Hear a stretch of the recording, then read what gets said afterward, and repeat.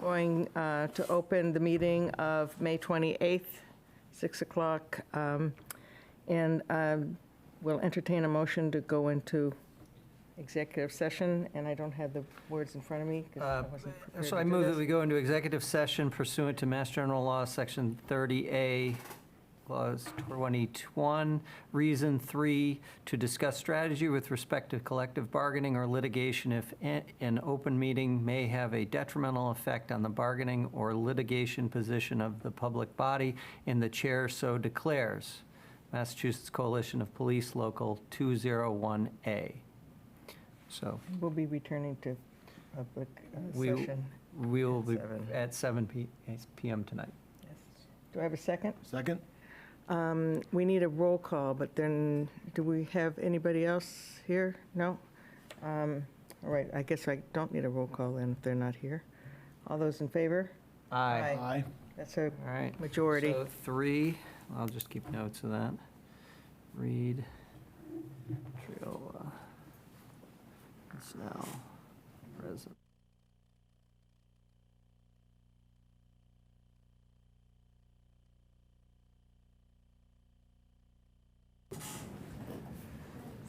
All right, good evening. The Select Board has adjourned their executive session and come back into public session. Welcome to this part of the meeting. You're hearing me speak because we recently had an election, and we welcomed our new member, Scott Triola. Rounding. So much applause. And Everyone sit then down, please. of course, we acknowledged and thanked Nathan Brown at our last Select Board meeting for his service to the community. So the first item on the agenda for the Select Board is their reorganization. So they will organize, and then I will turn this meeting over to the Select Board, which is the right thing to do. So I will take any nominations for chair of the Select Board, Do a chair or slate? or we can do a slate. I'll take any nominations. You interested in clerk? Isn't that usually the new guy? Okay, so I move that, I nominate Travis Snell as chair, Barney Arnold as vice chair, and Scott Triola as clerk. Second. All right, I have a motion that is moved and seconded. Do I have any discussion? Well, thank you, Kate. That's nice of you to make that motion. I Dump it would in your lap. willingly accept that motion, and I appreciate the vote of confidence. I've been vice chair and would be honored to be the chair. And I think Barney would do a great job as vice chair as well. Yeah, I just have a short acceptance speech to offer you. No, just kidding. I am very speak up a pleased little to. bit. No, we need to do something about our volume. Hang on, Barney, we can't, Okay. you're very distant for some reason. One of our, I don't know where our speakers are. So its Zoom output needs to.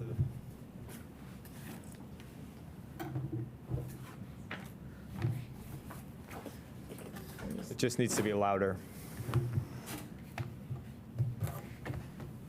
Okay? Okay. Thanks, Barney. So, Anyway, I'd be happy to serve as the vice chair and be happy to help Travis as the chair and work with Scott as the clerk. great. Great. Thank you. They're working on some technical issues now. We're really loud in the room, but I don't know about the Zoom. Oh, still not very loud, huh? That's getting Well, that's better. better. That's better. All right. All right, any more discussion? Okay, so I'll take a roll call vote, please. Arnold, I. Modell, aye. Reed, aye. Snell, aye. Triola, aye. Great. All right, Thank you all. it is unanimous, and I gladly turn the meeting over to our new chair, Travis. I feel so much lighter. All right. And may I just offer a quick thanks to Kate Reed, our previous chair, who I think did an outstanding job. And Kate, I having worn the hat myself, I know how much is involved in that. So I just wanted to thank you publicly for your service. Thank you, Barney. Great. I may reconsider then. All right. Thank you. So why don't we begin the meeting? We will start with community input.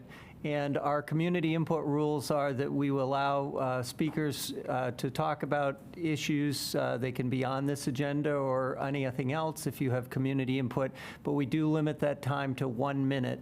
But at the chair's discretion, it can be added to an additional minute or so. Do we have any, oh, sorry, Kate. I'm sorry Yeah, to interrupt no, you, please. but would you read the agenda before you get to community input for the people that are? Sure, sure. So, okay, we'll review the agenda at 7:05, community input, 7:10, we're going to COAHS bequest acceptance, 7:15, a public hearing on grant of location, and then that's, I guess, a Telephone NSTAR thing. 7:20, appointments and resignations, 8 PM, a Hanscom private jet expansion discussion, 8:30, a shared services discussion, 9 o'clock, Greeno Barn decommission award and contract, 9:20, annual town meeting and annual town election review, 9:30, financial policies and initial discussion, and 9:35, town administrator report, and then the review of the minutes and warrants, and finally, liaison reports, and maybe any final public comments we'll take at the end. All right. I see a hand up, Debbie Bentley, it looks like. Is that you? You're welcome to speak, but you got to turn your mic on, I think. Yeah, just to make life difficult, I've actually got comments on a couple of items that you have on the agenda, but the first one is if you talk about the Greeno Barn, I would rather, I could give input at the Greeno Barn time if you want, or I could talk about it now. The other thing is I would like more transparency with our boards, to have all meetings hybrid and to be able to get recordings of meetings, because I think that would allow more transparency, and it also allow people to know what they're maybe volunteering for when they volunteer for committees, and I know you have a lot of vacancies this year. Yes. Okay, I think that having an opening to public discussion at the Greeno Barn would make sense, so if you want to hang around. In fact, that is something that I will try more often, is to have discussion along the way, because I think it is helpful. There are people who sometimes want to provide input on specific issues during a discussion, and it can be helpful for the board to get input at that time. Okay, thank you. Is there anyone else who would like to speak? Anyone in the audience? No? All right. Yes, Ryan. Throwing you all kinds of curveballs. Please do. Sorry. So as part of the board reorganization, to make sure my finance team is still willing to listen to me after this meeting, we do need to vote to have one of the select board members serve as the person who approves bills, drafts, orders, payrolls, et cetera. This was previously done by Barney, and it does need a vote of the board. And you do have to physically be there once a week to do it. Yeah. I mean, if you'd like me to continue, I certainly don't mind doing it. It's very easy for me to get up to town hall, but Scott, if you'd like to, get your feet wet by going into town hall every week, that's fine too. I'm happy to have you continue to do it if you so choose. Sure. Is there a motion then? I move I mean, that unless Barney- somebody else would prefer I to move that step up. Barney Arnold be our designee for signing the warrant. Second. Okay. Any further discussion? Seeing none, we'll do a roll call vote. Arnold, aye. Modell, aye. Reed, aye. Snell, aye. Triola, aye. Okay. You now have your signer. Okay, so unless there's any more community input, seeing none, we're going to move on to the COAHS bequest acceptance. Ryan, do you want to tell us about that? Yes, thank you. So the COHS received a gift from Frederick Blacker and his estate. It's a bequest of $5,124. The COHS gladly accepted this donation with many thanks to the family. So anything that is donated to the town, and this board in particular, needs to be approved by the select board. So you would be voting to accept this gift.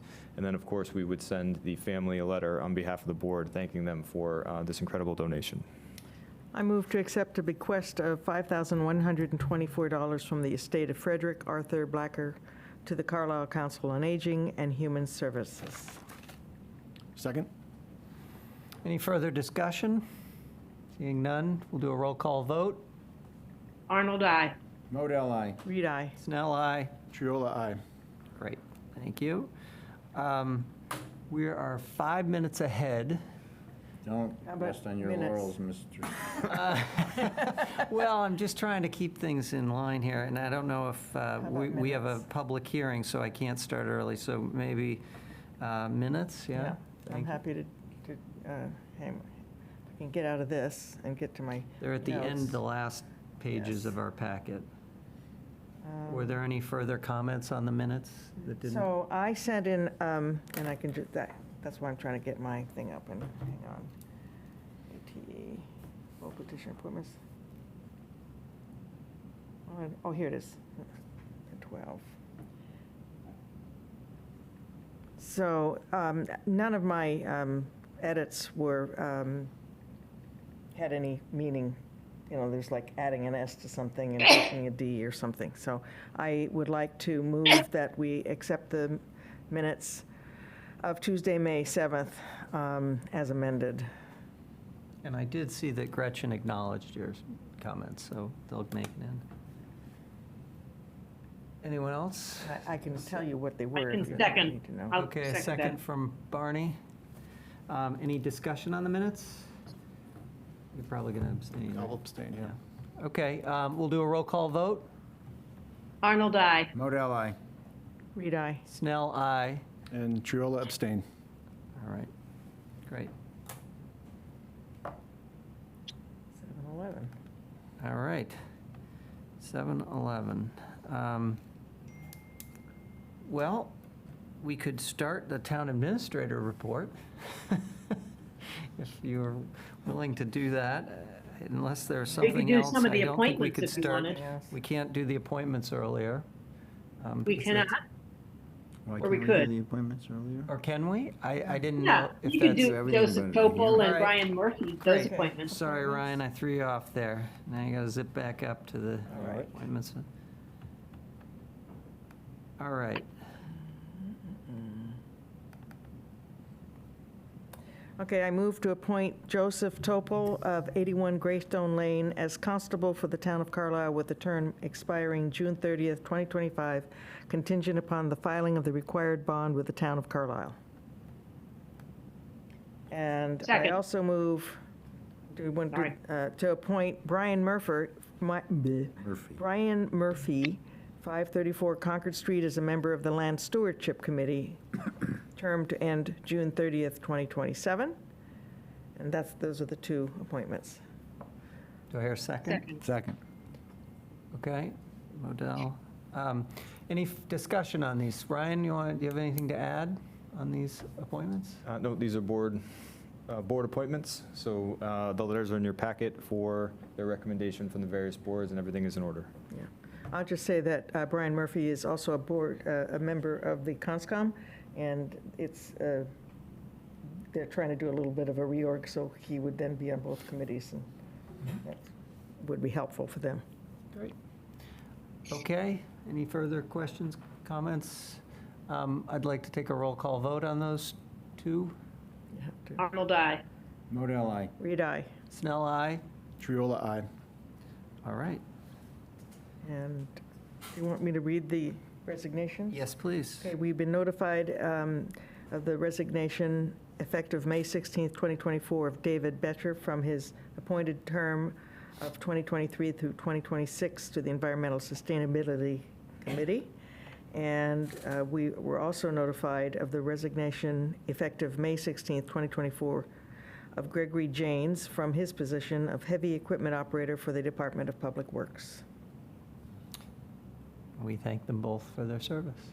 Yeah, Mr. James. Mr. James was here Mr. for is a Only day. here for Half a for a day. day, just wasn't a fit, just a mutual separation of ways. And then I personally worked with Dave on the police station building renovation committee. He was an excellent member and advocate for sustainability on that project and helped get that through both the town election and the town meeting. So excellent service. I hope he comes back and serves us in another way.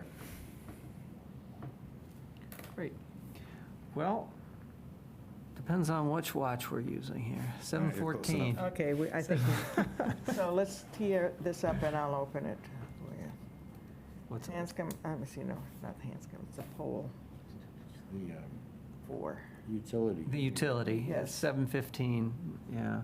So Is the representative here from, I doubt that we're going to have are one. they sending, so I didn't know if they, sometimes It's online. Jackie Duffy. Oh, okay, that's who it is. All right, great, thank you. I move to open the public hearing for the grant of location for Eversource Acton Street. I second that. All in favor? Roll Let's call. You gotta roll roll call, call. sorry. Arnold, I. Model I. Reed, aye. Snell, aye. True, aye. Okay, so we're public session. Do we have a discussion about this? Is there some, There. or do we want, Present. I'm sorry, I didn't catch. This is, Eversource would like to install 7 feet of conduit on Acton Street. And this is to provide for new service for the new construction at 775 Acton Street, Still Meadow Farms. Okay, we have information in our packet about that. I saw that. Were there any comments? My only comment is that we do have a policy about, is this going to be in the asphalt, in the street, or in the right-of-way? It's in the right of way. It's going from the pole in only 7 feet. Okay, so it's not in the asphalt? No. Oh, okay, because we have a policy about posting bond if they're working in the asphalt. Making sure that it gets paved It does correctly. show edge of pavement there. Yeah, no, see the edge of the Right, pavement, and then you it's- can see the right of way where the pole is. Yep. Okay. Mr. Town Administrator, is there Is there anything else anything that we else should to- know about this? No, this is a pretty simple request, required by law. Ms. Duffy, if you could just state your full name and title for the minutes, and then all relevant boards, committees, and departments have been notified and are fine with this action. Jacqueline Duffy, right of way agent, Eversource Energy. Okay. Thank you. Great, thank you. All right, do I have a motion then? Or No, close the public We need to hearing? close the public hearings. I Sorry. move to close the public We asked hearing. for Public input already? Did we ask? Second. No, this- Thank you for actually- reminding me. I'm learning, getting up to speed. Is there any public input? Anyone from the public want to speak to this issue? Anyone on Zoom? Anyone in the audience? All right, seeing none. Kate? I move to close the public hearing. Second. I second it. Okay, let's take a roll call vote, please. Arnold, I. Model I. Reed, aye. Snell, aye. True, aye. Okay. All right, I move to approve the petition and plan submitted by N-Star Electric Company doing business as Eversource Energy for the purpose of obtaining a grant of location to install approximately 10 plus or minus feet of conduit in Acton Street. Said work is necessary to upgrade the existing underground electric service to 63 and 75 Acton Street, Carlisle. Second. Any further discussion? Seeing none, we'll do a roll call vote. Hearing none. Arnold, I. Model I. Reed, aye. Snell, aye. True, aye. You're going to get me on every one of these, aren't you? I think seeing is okay. Seeing is okay. Well, seeing, Yeah, I guess. you have to see it. You're not going to hear it. All right. Thank you. Have a nice night, everybody. Thank you, Ms. for Duffy. coming. Okay, so that was 4. Number 5, appointments. We did. We did, yeah. And- We're at Hanscom No, Extend. there's more to Oh, wait, you appointments. need the Oh, BOH vacancy discussion. Yes, there's more to Appointment appointments, policy. you're right. Right. All right. Board of Health, So there's That's three. okay, you're doing great. three discussion points here in appointments and resignations. So first, the Board of Health duly notified the Select Board that they have a vacancy. Kathy Galligan, who served on the Board of Health and done a tremendous amount of work, has resigned and created an opening for an elected board. So by MGL, this position is replaced by a vote of the Select Board and the remaining members of an elected board. So the remaining members of the Board of Health and the Select Board. So they have described a process to you. You received that, and that information is in your packet. The other discussion items here was to relook at your appointment policy, specifically the idea of filling vacancies and how you want that done. And then there is the draft vacancies for you to review, as you will be appointing people into vacancies at your next two meetings. So Now I know what I've done. I don't know if you've had a chance to read through this, but as a follow-up to this, I did reach out to Patrick Collins and spoke with him, and also received communications from Linda Fantasia. Linda had put forward a schedule. She had said that they have this potential candidate who's very interested and well qualified, but they would like to post this pursuant to the requirements, and they wanted to, that she proposed a schedule and offered to take responsibility for finding this person. I see that Linda looks like is on. Linda, do you have anything to add? Would you like to be a part of this? Good evening, everyone. No, I'm just listening in, just for information. If you have any questions, let me know. Okay, great.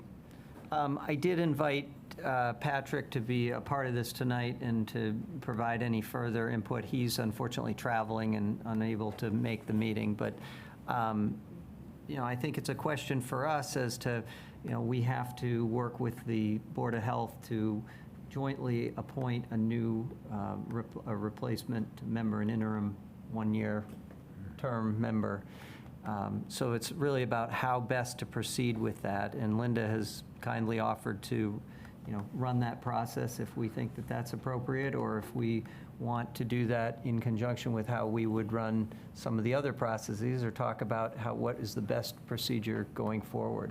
So I'm looking for any kind of input that there might be on this. Kate, I Yeah. see you're ready. Well, I guess I would like to see this be advertised as we advertise any vacancy in town, especially since the Select Board is involved in this particular choice as well. But to make sure that the net is cast, so that we get as many good applicants as possible. And that, we have now a database that we're starting to take shape, and we have a online application form. So I just think it would be nice if we could run it through that, so it becomes part of, in fact, we'll be talking about our policy, and where there are joint, if and when there are joint things like this, I'd like to have that included in our new policy. So this would be like the flagship. Are you saying to require people to go through this, or how would we do this? Because this would just be all boards, even if they're elected boards, regardless of... If they're an appointment where somebody steps off of an elected board beforehand, and it has to be then always a dual appointment, I would like it to follow our process, so that they would fill in that online form. Okay, so would that mean that the Select Board effectively runs that process? Because right now, I think that, and maybe the TA can weigh in on how that process currently works. How is it set up currently, just to refresh our memory, or my memory? So if there are vacancies, you're saying? Yes. So it really depends board to board. The past practice has been to have boards bring names forward and to vet the people for that board, and then to bring the Select Board names. The discussions you've had in the last year or so about appointments, which now seem like a really long time ago, but during goals, was to try and make it a more open and transparent process with a broad advertising of all open vacancies so that you could create a greater pool of volunteerism within the town. So the idea would be that a vacancy comes to the board then advertises that in the widest possible way. Those names would then go to the committee or the board for their recommendation, and then it would come back to the select board, having been vetted with a strong recommendation. That was the idea. In practice, a lot of the boards and committees come to you with names and trying to fill it really quick because there is a lot of work to do in the volunteerism. So it's an idea between the theory and the practice right now, and that was the next part of the discussion is, do you want to commit to this? How do you want your policy to work? And is there any changes to that process that you might want to consider? And if I might add just a little bit on that, we went through a process. Aubrey and I worked on it quite a bit last year, and then those of you that were on the board will recall, we designed a whole process and outlined policy on this, and I think there's a good foundation there for trying to make it more systematic and transparent, which was the driving motivation to look at it in the first place. Some folks were feeling like they were kind of left out of the opportunity to serve on a board or a committee. So I think it's worthwhile for us to take a look at what we did and see if we want to make any changes to it. But I think the basic idea is a really good one. And I know we did follow it last fall on several different appointments. I don't know exactly what's been happening since then. Like for the appointment we just made tonight, was that advertised following I think we said at least 2 weeks we would put the notice out there through our social media outlets? Yeah. Have we generally been doing that, Brian, or have we not because of sort of the crunch of getting somebody into the job quickly? We have been doing that. There has been pushback in some instances on the time frame. So we're just looking for some more clarity from the board and direction on how to fill. Yeah. I guess I think we need to resist that push. It's unfortunate, and I understand there's a lot of work, but I know that we've gotten some new names that we hadn't seen before coming forward. And I think once we start building this database and start getting more, even if those new people, not everybody gets appointed the first time around, then we can, for the time crunch ones, we can go back to that new database that we're going to have. Because otherwise, what used to happen is the names used to go into the ether, and we'd lose any opportunity to invite these people to come. And it's, I think, because if you reach out to people and and invite them, they're more likely to accept. So I think we really need to work hard to get this established. I was actually surprised to hear we don't do that as a matter of course. I know on the Finance Committee, vacancies were advertised, and the goal was to solicit more candidates than you might be aware of. And so I think, it's not getting any easier to get volunteers on committees, and I think advertising and promoting opportunities for volunteerism is important. And I'm assuming we're talking about putting something in Mosquito on the website. We're not talking about a complicated advertising process. Right. I don't see, for the importance of these positions and the time that the person may be serving and then may be reappointed or reelected, it's worth the 1 to 2 weeks that it would take to advertise it. And then we know that the net has been cast, and we can make the appointments with more confidence.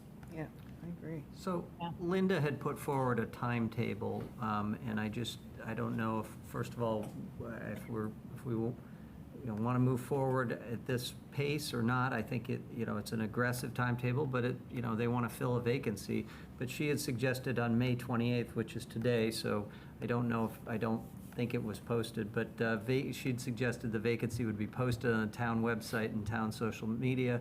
Then by May 31st, notice in the Mosquito, the select board must give 1 week's notice of the meeting at which the vacancy will be filled, and then kind of June 5th, setting a deadline for the applications to the select board and the Board of Health. And June 7th, a Board of Health meeting, applicants would be invited to observe, and the Board of Health would consider its recommendation. And June 11th, the joint meeting, a hybrid with the Select Board and the Board of Health, to interview applicants and vote on an appointment. So, it sounds like it's a joint process, and they want to have an opportunity to vet them, and obviously we would too. So I think that in my view, I just walked you through that, but the process sounds reasonable to me. It's the timing, I just don't know if it's a little tight, because I don't know how we have to advertise and the dates of the mosquito, but I think that, it should go in the mosquito, once or twice, right? I don't know. Is that our in the policy twice? packet? No, this just came as You got to answer that into the public record. I will. Well, I don't see anything there for interviewing. When is the interviewing going to happen? You post, I mean, again, I agree with Kate, we should, and I think also, Scott. what's your name again? Scott. Said it. It'll take me a while. All right. So how do you We propose to shouldn't interview? rush, well, we're starting, and I'm actually daunted by if I interpret the list correctly, all the open, Yeah, there's a lot of open there's vacancies. a lot of, I gotta tell you. We got to start, being methodical, and I. Wait, can I just ask a clarifying question on that real quick, because it might make us feel better? Ryan, does that list, well, let me back up a sec. When we discussed this policy, one of the things we said was that anyone who was currently serving, whose term was ending, that opening would be advertised as being available. And that person might very well want to continue, but they would then submit their application to continue on the committee. So does the number of vacancies on all of those different committees include people whose terms are ending who might very well want to continue? Yep, and if we remember, yes, Barney, so the Okay. vacancies are people whose term's up, who do want to continue in their position, and their boards do want to continue. The board discussed this previously, saying that it was an opportunity to make sure that there wasn't anyone else interested or capture other volunteer Right. names. But most of these positions will be filled by people who are currently in. So, right.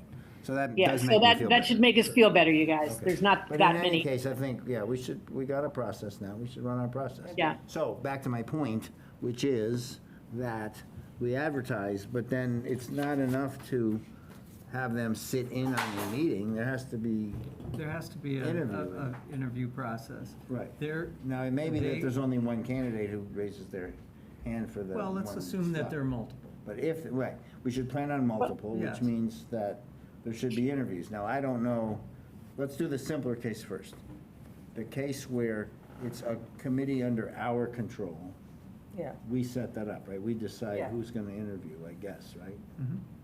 I think that's enough. usually the committee interviews. Well, if it's an committee existing would committee interview we've and then set up, recommend. typically that committee would do it. Yeah. Committee If does it's a it. brand new committee, yeah, we Okay, would. so if we're deferring to the committee, then I guess we're deferring to the Board of Health to do the interviews since it's their committee, right? Right. And I think that this is important. Right now, recently we've had a large, discussion with the Board of Health that was a very public issue, and I think it's important that we kind of make sure that we're involved and that the Select Board has input on this decision, and we work with the Board of Health. Yeah. And so, I don't know, I think we could jointly figure out a way to interview with them if they're amenable to, Well, if that's what we want. I'm saying if it was the FinCom would do the interviewing, and they would say, we interviewed these two people, and we like this guy, right? Isn't that what would happen? Yeah, and you would see the applicants, so you would have a chance to review, and But we wouldn't typically. you wouldn't be the first, in that case, you wouldn't be the first.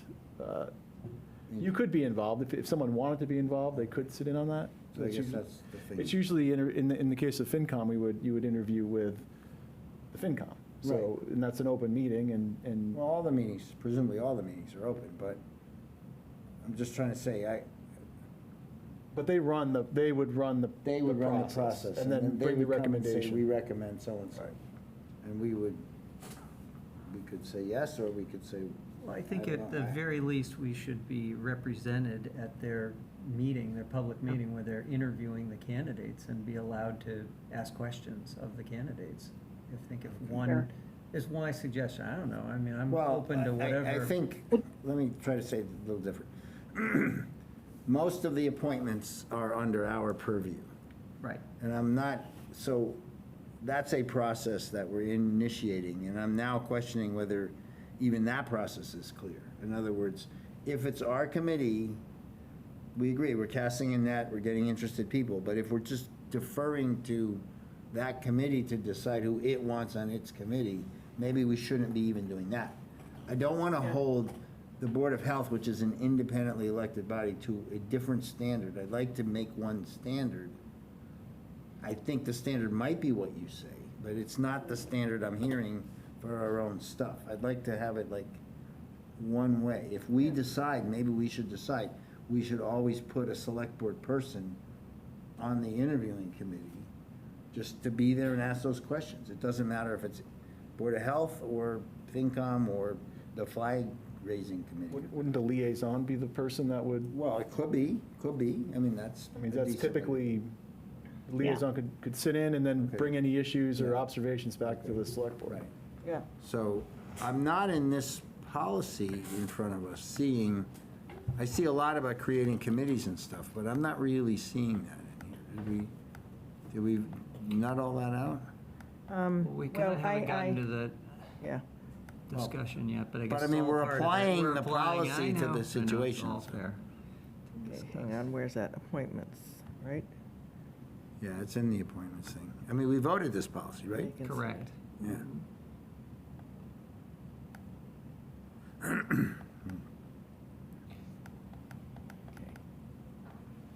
And in the Board of Health, this is a, if it were elected, it's a 3-year term, and this is a 1-year This is only a interim, one, and yeah. then the election would be for the remaining 2 years?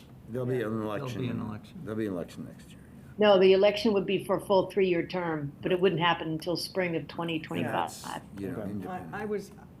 I was proposing to put, after one, committee powers and duties, which so shows who has, the Board of Assessors, Right. all the, elected Yeah. boards. And then it says, while the Select Board does not have the authority to appoint members to these committees, it's in the best interest of the town as much as possible that these Yeah, right. committees be No, blah, I blah, agree blah, with that, yeah. by the policies. And then I thought we should say, add, if a member of one of these committees steps away from their position before the end of the term, a joint appointment will be conducted with the Select Board. In this case, the position will be duly advertised and a list of all applicants will be constructed. And then I put, the rest of the policy needs to be discussed and codified and memorialized here. Yeah, so I mean, then you get to the interview. But that's where I think it belongs. Right. And I think we could, and I agree that whatever we put here, we should do for all the Well, others. if you roll down, I agree with what you're doing, but if you go down to V5, I guess, in the, Appointment policies and right, procedures. and Yes. you go down to you go to the next page, you go to number 1. Yeah. We Yes. cast a net, as Scott said, for these things, A, B, C, D, E. The Select Board directs a TA or their designee to public, okay, Select Board shall make appointments. So it doesn't really even there talk about who interviews or anything like that. Well, in fact, this working It group, I does think, is describe it. awkward, and we need to talk about that. I don't think the staff is thrilled with it. Right. And it has to be us, and it Right. should So- probably be a subcommittee, and it should also be an open meeting. Right. So let's say it's Historical Commission, I don't know if that's a good one. And they have a vacancy, and we say, okay, great, you got to advertise, blah, blah, blah. And by the way, we're creating a subcommittee of interviewing, which would be like one of them and one of us, or 2 of them and one of, I mean, Yeah. we decide each time who appropriately should be on that interview, right? Something like Seems, that. yeah, seems reasonable. Yeah. Right, so it sounds like on the policy side, we have a little wordsmithing we have to do to amend the policy we have. Yeah. If we get a consensus of this board tonight, we can give guidance to Board of Health as to how we recommend proceeding. Yes. Which in the way I just described it would be, they should advertise in the way that we propose, and that we should create a little interview committee. And Yeah. we should be on it. Yeah. Okay, that's very good for me. And it has to be done in open session. I would wondered if it would be at all helpful. I think I would like to hear what, I guess it would be from Linda, unless there's a member of the the Board of Health on the call. What is their process when they, I heard the timeline from Travis, but what actually happens in the process of considering a candidate for appointment in this situation? What do you expect that the Board of Health would do? It looks like Linda is on, and there's also, it looks like Alan Lewis is on as I don't know if he's. He's not. Oh, I'm sorry, he's not on the, I'm Janine sorry. Blum, and No, No, there are none, sorry about that. no other representative. So Well, Barney, Yeah. yeah, I've been through this process probably 3 times, maybe 4. And, you know, you have to follow Mass General Laws, Section 41, or Chapter 41, Section 11. And the only requirement there is that it be a joint meeting and that the select board give at least 1 week notice of the date they will make the appointment. Other than that, it's pretty open. Normally, when someone expresses an interest in the Board of Health, they talk with board members, which has already happened. And we do like them to come to a meeting so they can really observe what they'll be required to do. The only reason I suggested these time frames were because they work well with our current meeting schedule. Board of Health is meeting June 7th, Select Board are meeting June 11th. But I do understand that we want to get as many interested people, not just for this one time, but maybe for future uses. So I'm sure the board would have no problem with agreeing with what you come up with. Mhm. Okay. great. Okay. Yeah, because I think it'd be important. I'm just seconding what some other folks have already said, but I think it's important that we do the publicity and let everybody that might be interested have an opportunity to be considered. The other thing I just wanted to say is that I think given that this is normally a position that is elected by the town at a town election, it is a little different than, and it's this, 1 year, completing 1 year of a 3-year term.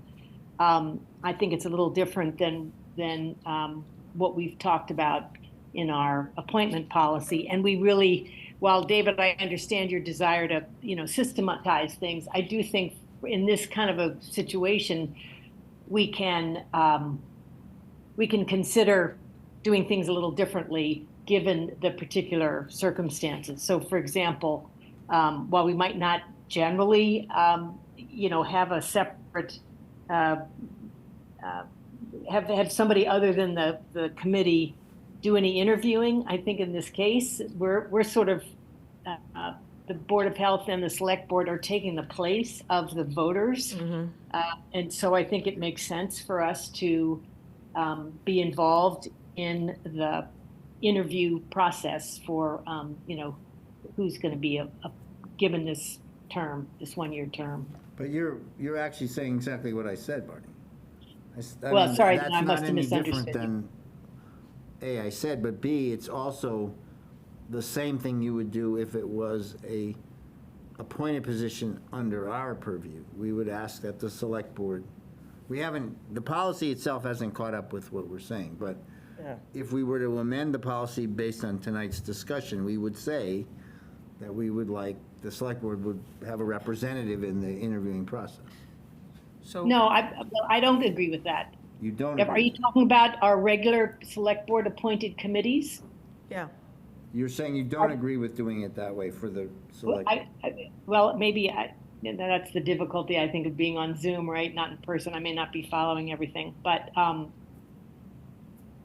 my understanding of our policy is that it's what Scott was just describing about the FinCom, right? If there's an opening on the FinCom, then we post it, follow our policy here for publicizing it, and then interested parties submit their fill out their applications, and then that would all go to the FinCom for them to take a first look at who's interested, and they would do their interview process, and then they would discuss who they thought would be good to appoint, and they'd make that recommendation to the select board. So And are you suggesting Barney, we I do think we're something suggesting different? amending the policy so that that wouldn't happen like that anymore. So that actually we would be much more hands-on in the selection of our appointments. And that if there was more than one applicant for a position, that at least one of the select board would be involved in the interview process going forward and be more intimately and, listening to the discussion among the committee members as to why they're picking one person as opposed, to recommend to Yeah. us as another. I think it's really. Yeah, no, I heard the amendment. I guess this is the first that I've heard this, and maybe I've missed something along the way. But so here's one thing that it raises for me then. So that's going to be adding another set of more work to members of the select board. Well, So that any time a committee, and yes, you could say it's the responsibility of the liaison, and that would be one way to do it. Well, the liaison could be the representative, as Scott suggests, but let me say two Yep. things. One is, the policy right now is silent on the interview process, so it's not that we're going against policy, the policy just is not complete. The second thing is, you do run the risk of,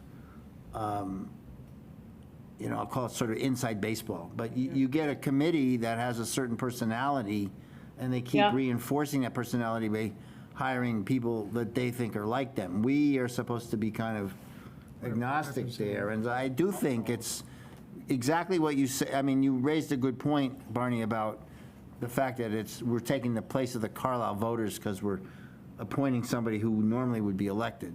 But even if it's appointed, I think we should treat it the same way. We are asked to represent the town of Carlisle in a whole range of decisions, the people. So Yeah. Yeah, I agree with what Kate said. I just wanted to clarify that point. yeah. I think that it sounds like we could have, our liaison representative be involved in that on a regular basis, and, making sure that those questions that may need to be asked, or whatever it is, to understand it, so that when it comes to the select board, someone has been participated in that and can speak to that. I think is that what Yeah. we're all kind of agreeing?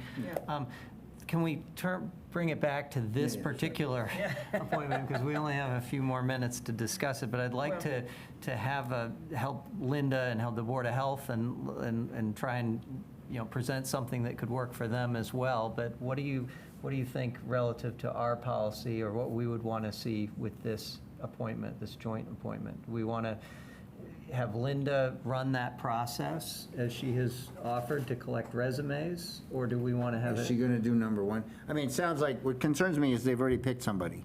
Yeah, that's And what I'm saying, okay, that's great, that's candidate number one, but have you, queried, done all these 5 things that are in I this think policy? she's offering to put it in, put it in the Mosquito and go on the website So and let's so do forth. all that. But, Linda's on, we can ask Linda if that was her intention, if you wouldn't mind sharing. How you want to run this process. So I don't think the timetable I proposed will now work. So we will definitely have to move on into a little later into the summer. And depending on the mosquito schedule, take that into account. I'd be happy to, help with it. I guess my question is would the Board of Health have any problem with using our online form as a way of collecting that information? Because it's already set up. And Right. I don't like speaking for the board, but I'm sure they would. And I only became aware of this policy this afternoon. So, fine, let's see, our next meeting is June 7th. So, we can start working on it at that point. Ryan, did you have something you wanted to? It's probably going to be an annoying point, but Linda's representing the Board of Health, so it would be the Board of Health's process, not Linda's process. Yeah. That just needs to be clear. I know the mosquito's Thank on. you. So she is doing this process for the Board of Health. Otherwise, it'd be inappropriate for her to appoint. Right? Yeah. But is the online thing, now that we've got into that, is that something basically Aubrey runs? Is that really a HR function, getting those? It's actually, it just comes to Gretchen, and then she Okay. enacts the policy that you pass. So she just collects and then sends to the committee, and usually CCs the chair. Okay, the chair in this case being Patrick. Correct. Yeah, So, well, so maybe it And- makes sense for me to reach out to Patrick and just to discuss this and see if this type of procedure would be, if they'd be amenable to it. I think that might be helpful. And then if he's willing to, have Gretchen collect all the resumes, we provide them to the Board of Health and have them review them. And as you said, we want to have input into them. So, at least in that screening process. Yeah. So, have some type of representation there that's allowed to speak and ask questions. Is that kind of, to this board, is that what we're looking to do? Without having a joint meeting per se. No, but just eventually you have a joint meeting. Eventually you have a joint meeting to vote on Vote on it. it, right. But I'm saying for the preliminary, so the thought would be that Gretchen would collect all the resumes, we'd have a timetable, whatever that is, 2 weeks or 3 weeks, it would be Yeah, yeah. appropriately noticed. Once everything's collected, it would go to the Board of Health, all resumes and all, Yeah, yeah, all right. materials, and then from there, the Board of Health would be really the interviewer for that with a representative of the Select Board who could also be allowed to speak and ask questions. Yep, I think And that is that a, Yeah. so Sounds good to I me. can talk to the chair of the Board of Health about that, Yeah. Patrick, and see I if mean, it's a he's- little bit selfish, for us, because we want to have access to to those names, because we know only one of them is going to be chosen, and we need access to more volunteers, too. So that Well, gives us- sure. If we get a bunch of access. resumes, it's great. Yeah, it would be great. We'll benefit as a town by Yeah. getting more, but, that seems reasonable. So I'll get in touch with Patrick, and I'm sure, Linda, you can report back that as well, if you wouldn't mind, unless there's anything else to add in this. And the thing is, do we think there's any problem with either Linda or Aubrey or whomever put this thing in the mosquito for Friday and start the process off? We Sure, don't. they might as well start it. Well, but I don't know if the board, if Patrick, let me talk to Patrick, because Okay. if the Board of Health needs to meet to agree to that, or if he has the authority, I don't know if they've discussed this yet, or if they need to. That's his purview, not mine. Yeah, okay, good, fine. I just didn't want to hold them up unnecessarily.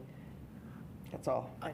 I just know in the past, it was something that was just, again, I'm speaking from the experience on FinCom, it was something at the time that the town administrator just did. We never met to craft a posting, or it was just posted. Yeah, this is somewhat different because it is an elected position, yeah.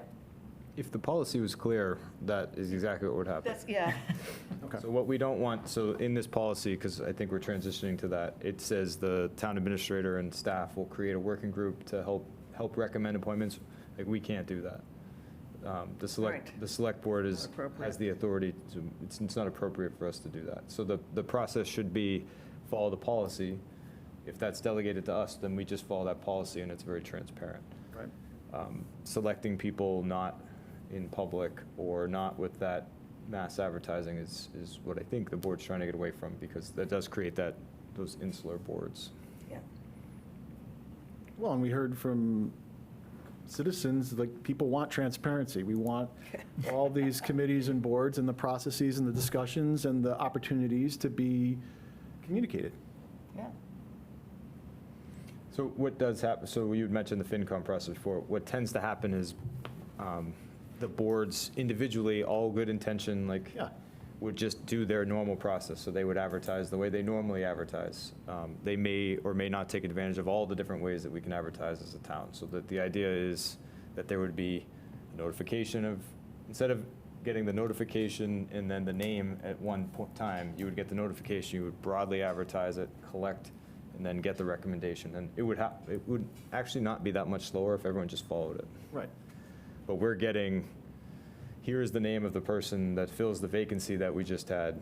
Please have the select board approve it, which is normally fine, like 99% of the time, but, you know, maybe there was someone else that wanted to serve on that committee, or et cetera. Okay. We're 5 minutes early. Any other? Well, and just, let me go back to the appointment policy then. Let's finish up the other stuff. Linda, do you feel like you have your, you know what you have? Well, Or what- yeah, I because you- was gonna reach out to Patrick. you're reaching out to And I will Patrick, okay. copy Linda on it, but Okay. on my communication will basically be what we just discussed All here. right. For my So- benefit, the next step in the policy would be what? So that's what I was going to say. So multiple volunteers interested in one vacancy, which is on page whatever, 2 or whatever, it's under It's the fourth page of the policy. fourth page. 24th We page. want to change the wording on that. Okay. Okay? And how about, I'll commit to We'll draft something up. drafting something for their next meeting? Okay, so I will commit to do that. And then I will also commit to finishing that part about if there's a unexpired term in an A carve elected out, yeah, board. a carve out and, for that. what the policy will be, and basically it'll say, it'll follow the select board policy of, you know, advertising, collecting resumes, The policy. and then, you know, well, Go back yeah. to, Okay, right, yep. all right, so I'll work on that, I'll bring it back next time. Good.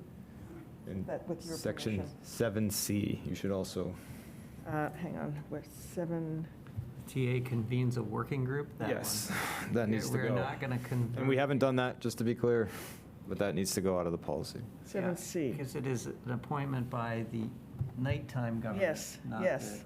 the daytime government. That's the yes, all right, let me, select.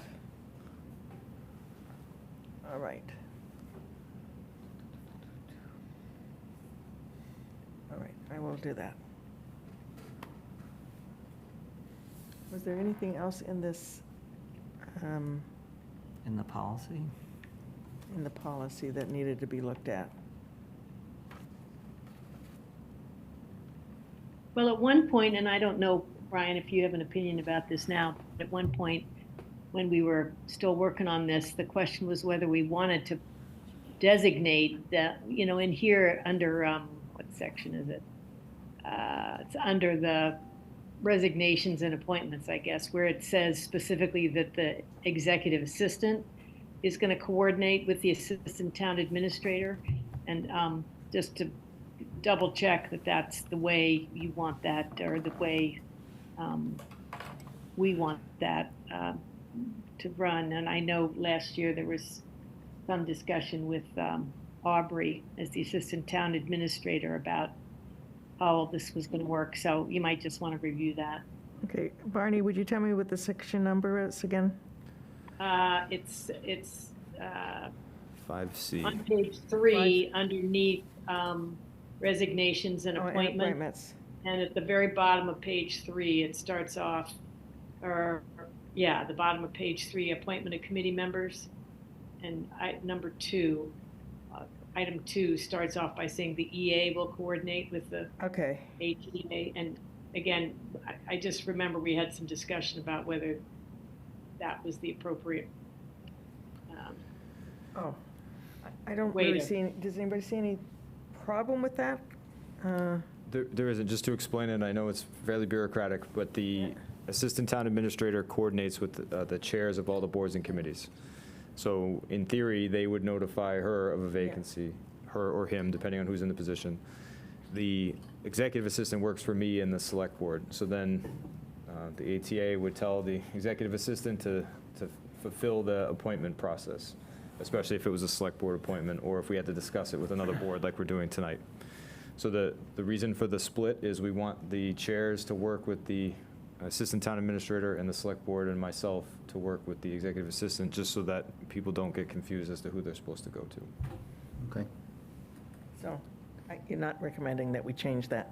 No, because what happens in practice is whoever answers someone tends to be the person that they go to forever, and we're just trying to make that the right person so Yeah. that the town runs well. Right, okay. Does that help, Barney? I think I heard you say, Ryan, to leave it the way it is. Yes, yep, it's good. Okay, well, We killed it's on enough my time. watch, it's almost 8 o'clock. It's close enough for government work, as they say. Yes. Well, this is government work. Do we need to look at the FY25 draft vacancies? Was there a reason that's on there? Just to notify you that a lot of these are coming. This discussion's been great to help with that, so then you'll get your list, your slate of people who are still interested, and we'll broadly advertise the vacant positions, and hopefully we'll have too many people to fill these slots. I doubt it, but I'm hoping we do. You all set, Barney? Yeah, sounds good. Okay. Well, let's move on. The next item on tonight's agenda is the Hanscom Private Jet Expansion discussion, and I believe the Environmental Sustainability Committee had been invited to attend here and wants to talk to us about this. So, yep. I think So it's if you Lana would Please Zamaro. introduce yourself, and you know, we've slated 30 minutes for this discussion. So, Thank you very much. sure. So, Scott, first of all, welcome to the board. It's nice to Chris. Thank you. So nice to have you on board. I'm on board. Anyway, I want to thank you all for, preparing for some time so that we could discuss this issue a little more carefully and more thoroughly. My name is Alana Zamaro. I live at 398 Lowell Street. A lot of you know me as the former member of the recycling committee, the compost lady at the school of the transfer station. Was also a member of the ETF Energy Task Force, and currently am a member of the Environmental Sustainability Committee, which, by the way, has unanimously endorsed this resolution. But tonight, I'm here actually as a member of the League of Women Voters of Concord Carlisle. The League, I work at the State League. I'm a legislative specialist focused on climate change and energy legislation and policy. But this is also a serious issue for a lot of local leagues in the state of Massachusetts, so that's why I'm here tonight. I am very happy to introduce you to Alex Chatfield. This is going to be a co-presented presentation tonight. Alex lives in Lincoln. He's been there for 27 years. He is, he's a large resume, but I'll try to net it out. He is a clinical social worker, and he works at Minuteman ARC, where he is the director of Early Intervention Program, the Early Intervention Program. He was recently appointed by the Lincoln Select Board to be on the Massachusetts Massport Advisory Committee. And he is also a founding member of the Stop Private Jets at Hanscom and Anywhere coalition. So he is probably one of the most knowledgeable people on this whole issue. I think our task tonight is to talk about why we presented or are presenting to Carlisle a resolution to be signed by this municipality, why we want you to join a growing coalition of municipalities that have signed onto this resolution. Why is it relevant to Massachusetts? So just want to point out, if you can go to the next slide, that these are statewide associations, organizations that support this effort and this resolution. And you can go to the next slide. And by the way, there are over 70 local organizations that also support moving forward on this municipal effort and the resolution and other aspects of it. So I just also want to remind you all of our Carlisle master plan. We have a section called the Environmental Stewardship section, and it talks about why Carlisle is invested through the master plan process in dealing with climate change impacts and our responsibility as a town to deal with that issue, which is not just a town issue, it's a global issue. Also, move to the next slide. This is just a quick reference. on this slide, I think probably the most relevant part here, because we are dealing with a global crisis around climate change, is that the only way we're going to be able to get the carbon emissions at the scale and scope required to reduce the global emissions global emissions and the impact on our ecosystems, basically, is to work together as communities. We have to work at the town level, the federal level, and the state level. And that's where Carlisle comes into this. This isn't about just a group of towns that are located close to Hanscom, because emissions do not know borders. They go everywhere. And that's what we're here to talk about tonight. So we hope to impress upon you the reason why Carlisle, we would love to have Carlisle join this municipal resolution effort. So I thank Alex, and then I turn it over to you. Thank you. Next slide. So we always like to ground these presentation in what's going on with the issue of climate change right now. And I wish I had better news to give you about how we're doing, but we're not doing well. And many groups and agencies and organizations are now using phrases like a climate crisis or a climate emergency to characterize what's happening. And I think after what Massachusetts and the New England region endured in 2023, it does feel like an emergency for many people, especially those who were directly impacted last year by extreme heat and flooding, which cost the region close to $1 billion in terms of damage. And many communities are still trying to recover from that, including locally Leominster and Andover, which had tens of millions of dollars. Next slide. So this is the scary graph that we've been looking at for the last couple of decades. And it would be very nice if at the top of the graph we were beginning to see a leveling off, but we are not. And after the pandemic ended, emissions continued on this same track that they've been on. There was a slight leveling because of COVID, but we're on the way up again. Next. And the result is that surface temperatures around the world continue to rise really at rates that are now shocking even seasoned climate scientists who have been studying the issue for the last few decades. Many of the predictions that were made in the 2000s and 2010s are just accelerating and coming true faster and worse than anticipated. Next. And of course, the one that's really caught people's attention in the past year is what is going on with ocean temperatures. And again, literally off the chart compared to what's been recorded in other years. The bright red line is 2023. And of course, that affects New England in a variety of ways, including the risk of more severe storms, because they gather their energy from the heated surface of the ocean. But also we have one of the richest fisheries in the world in the Gulf of Maine, and the lobsters are heading for Canada. And already what could be caught a generation ago in Massachusetts waters has largely disappeared in terms of that species. And the same thing is happening in the Gulf of Maine. Next. So what are we doing, and what is this issue at Massport? And the we is sort of general, but we're going to get to these slides. So first of all, next slide.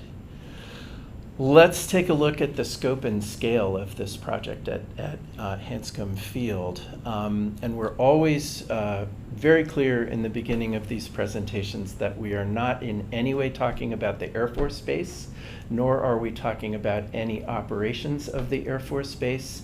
They do not fly planes from that base. Military planes come and go, but they are a research and technology facility, and they interface with Massachusetts industry, but they have no connection at all to this project. So if you could see a map of the airport, The big X runways would be directly south of this location. And then even further south is the terminal that people are familiar with if they've gone to the airport. So this is way over on the far side of the campus, and is largely undeveloped right now. The brownish colored building that says existing Navy hangar is one of the very few structures that are there. The right side of the diagram is the land that is currently owned by the private developers, and the left side of the Navy hangar, the rest of that land is currently owned by Massport, but they're going to be combined into this new facility, which is 2/3 of a mile wide. And to give you another sense of the scale, that little black dot up above shows you the size of a typical house.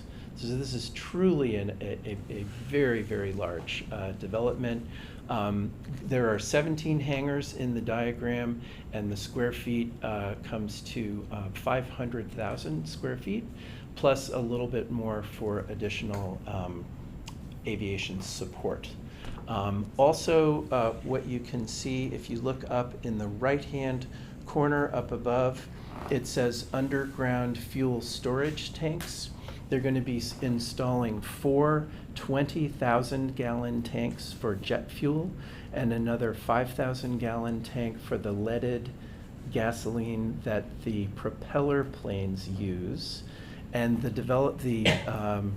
proponents have told us that in order to replenish the fuel in those tanks, there will be 1 to 2 tanker trucks per day on average coming down Hartwell Road. Those trucks carry 10,000 gallons of jet fuel at a time. So the estimated delivery annually is going to be 5.3 million gallons of jet fuel that will be needed for this new facility. And to put that in perspective, the rest of the airport is currently getting 11 to 12 million gallons delivered. So they are already aware of a very large increase in the need for jet fuel, and that's why the fuel farm is being included in the development. Next.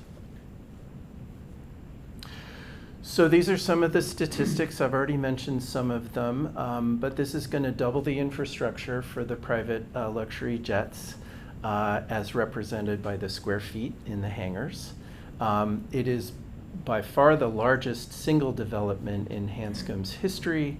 It's going to enable a dramatic increase in jet operations, which already total 38,000 operations per year now.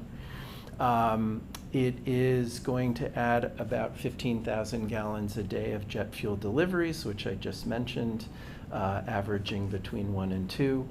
And we're using a comparison here between what the anticipated increase in emissions is going to be all in once the new hangars are built, compared to the reductions in emissions from solar panels around the state. So solar panels reduce emissions because if that's the way you're producing electricity, you don't have to burn fossil fuel someplace else. And Massachusetts has been a nationwide leader per capita on the installation of solar panels.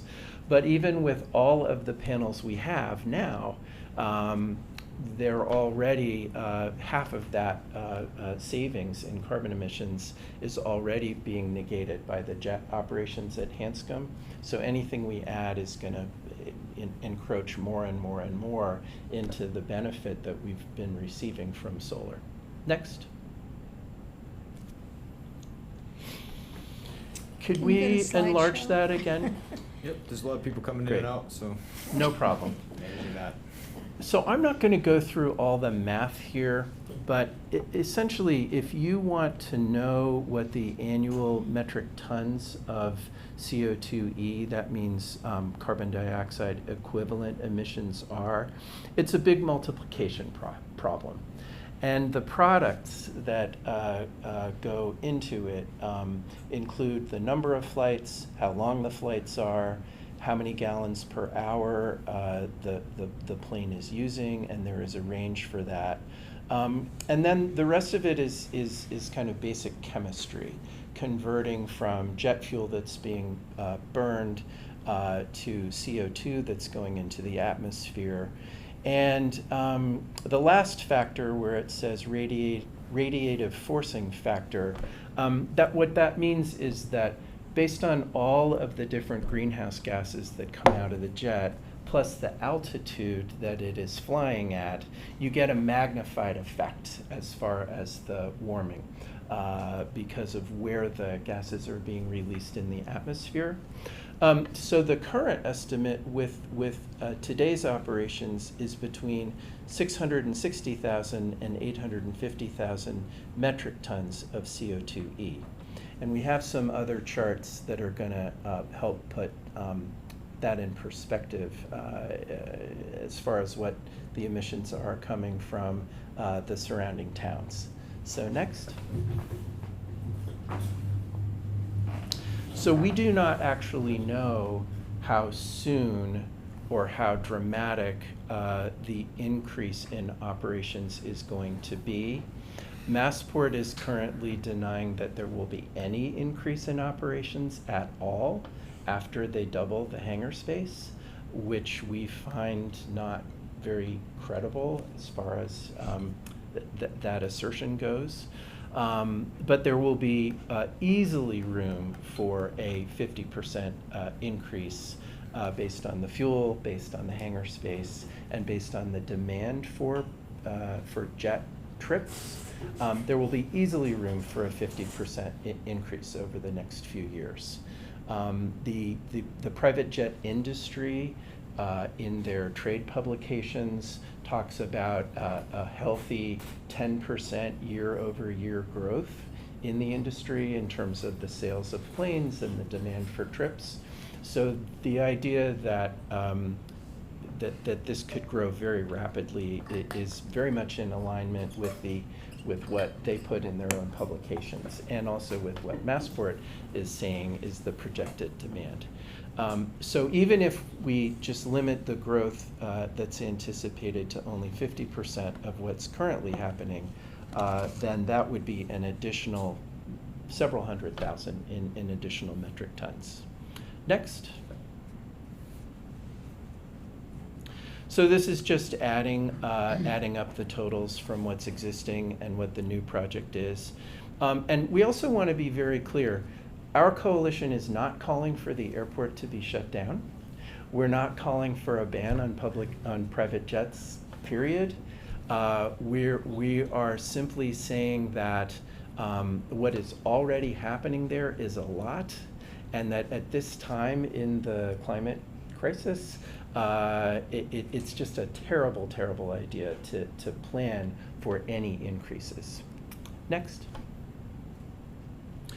So these numbers are kind of hard to get your head around, and for that reason, we try to come up with some relatable measures of how polluting private jets are compared to other forms of transportation that the average person uses. So you can look at this statistic, which is that one jet flight can generate between 17 and 22 metric tons of CO2e, whereas a typical passenger car driven the normal amount of miles and getting the average fuel efficiency of a car is only 5 metric tons for an entire year. So when you just compare that to one private jet flight, you can see how inequitable and extreme the burning of fuel is by these planes. Next. The other thing we can compare, again, getting back to the solar analogy, lots of people have seen Lincoln Sudbury Regional High School. It was one of the first schools in the area to do a massive solar installation. It covers the entire parking lot. The offset in terms of carbon from that installation per year is 288 metric tons. Compare that to the increase in emissions from the Hanscom project if it gets built. It's really staggering. Next. So what Massachusetts has done, which I'm sure you're all aware of, is over a number of years, we've passed some really landmark climate legislation with the support of very large majority of our legislators, and this one was signed by Governor Baker. And so the roadmap bill really has set a statewide goal to reduce emissions to net zero by 2050. And what was innovative about it is that it calls for every sector in the economy to have declining emission requirements that are planned and measurable. What I found out that I did not know until a year ago is that aviation was excluded from this bill. And there are multiple reasons why, but you could have knocked me over with a feather when that was explained to me. And so what this should say is that every sector besides aviation is required to have measurable planned reductions in emissions with the goal of getting to net zero by 2050. Next. So the very encouraging thing to see, and I apologize for the not including Carlisle on this chart, but this was created when we were focusing on the 4 abutting towns. What's been very encouraging to see is that that roadmap bill has really sparked a tremendous amount of cooperation and collaboration from industry, from higher education, and especially from cities and towns.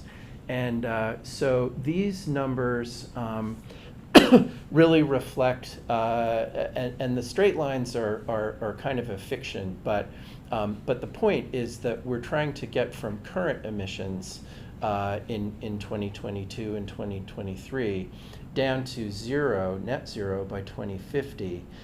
And so this shows the relative starting places for the different communities. And each of them is really going to chart its own path to get down to where they're going to go. But the major things being included, of course, are things like buildings, transportation, the energy use in private homes, and many other strategies. And I know right now Carlisle has a planning process where you're planning for resiliency with the municipal vulnerability plan. And I noticed a really nice flyer from Earthwise Community Challenge there, where all of your households are being encouraged to do, from easy to more difficult, to do everything they can to reduce their energy use and take better care of land and all of that. So all of that is really, really encouraging, and all of that will not succeed in terms of the emissions from the region if facilities like Hanscom Field get to continue to grow, and you'll see why that's true. Go ahead, next slide. So these red lines are superimposed above the towns and give you an idea of where private jet emissions at Hanscom are operating currently. We had to use a completely different scale now to capture these numbers. But currently, what you can see is that the current emissions from Hanscom jets are not quite equal to all 4 towns combined. But they definitely dwarf any single town or even most of the pairs of towns. And if you now start to extrapolate out, you could use a very, very conservative growth rate of 2%, or what the aviation industry says is what's going on with private jets, which is 10%, or you could split the difference. It doesn't really matter because what it shows is that our towns can achieve perfection in terms of climate reductions, and all of those gains will be completely wiped out by what's happening with aviation. Can I just ask quickly, when you talk about the 4 town plans, is that just the governmental facilities, or is that the total emissions of everything in town? Many of the towns are adopting comprehensive climate plans. Lincoln just passed theirs at the recent town meeting. So government is included, but also businesses and also private households, and whatever the committees and commissions and boards are doing in terms of land stewardship and many other things. They're very comprehensive. It's going to be the whole town Yeah. compared to just the admissions. Yeah, exactly. It is the whole town, right? Next. So we do talk about some of the social justice aspects of what's going on here, not because we think it's terrible that there are people who have wealth or that there's no reason whatsoever why any person should ever ride on a private jet. But the fact is, over years, nationally, we have come up with this comprehensive set of subsidies and protections and lack of regulation for this industry that is really quite staggering when you see all the statistics. So no sales tax on private jets, parts, or services, no property tax on private jet facilities if they're on Massport land. There are whole manuals for accountants on how to take a private jet, put it in an LLC, and turn it into just a never-ending gravy train of deductions and write-offs for people that own them. So that, in combination with the fact that Massport is practically immune from any political oversight in the state, and that the FAA bars any local airports that take grant money from the FAA to maintain facilities. Once you take that money, you are prohibited in any way from regulating flights that come and go. You can't discriminate based on the kind of aircraft it is, and you certainly can't dictate what kind of fuel any aircraft uses. So because of this sort of combination of 70-year-old structures that we set up in the 1950s, Massport in 1956 and the FAA in 1958, we have an entire industry where there is no plan at any level of government for restraining emissions. Everything is predicated on the idea that growth is an unmitigated good, that it benefits business and the traveling public, and these regulatory structures never envisioned that we would be facing a problem like climate change because of what's coming out of the jets. So next. You will see sometimes the argument that, that Hanscom is vital for the Massachusetts economy. And it is true that there are some traditional businesses that either own jets that are parked at Hanscom or use jets for business trips. But if your vision is that a bunch of guys from a company have to fly off to, the Midwest to buy some insurance or something, that is not the characteristic flight that is happening now.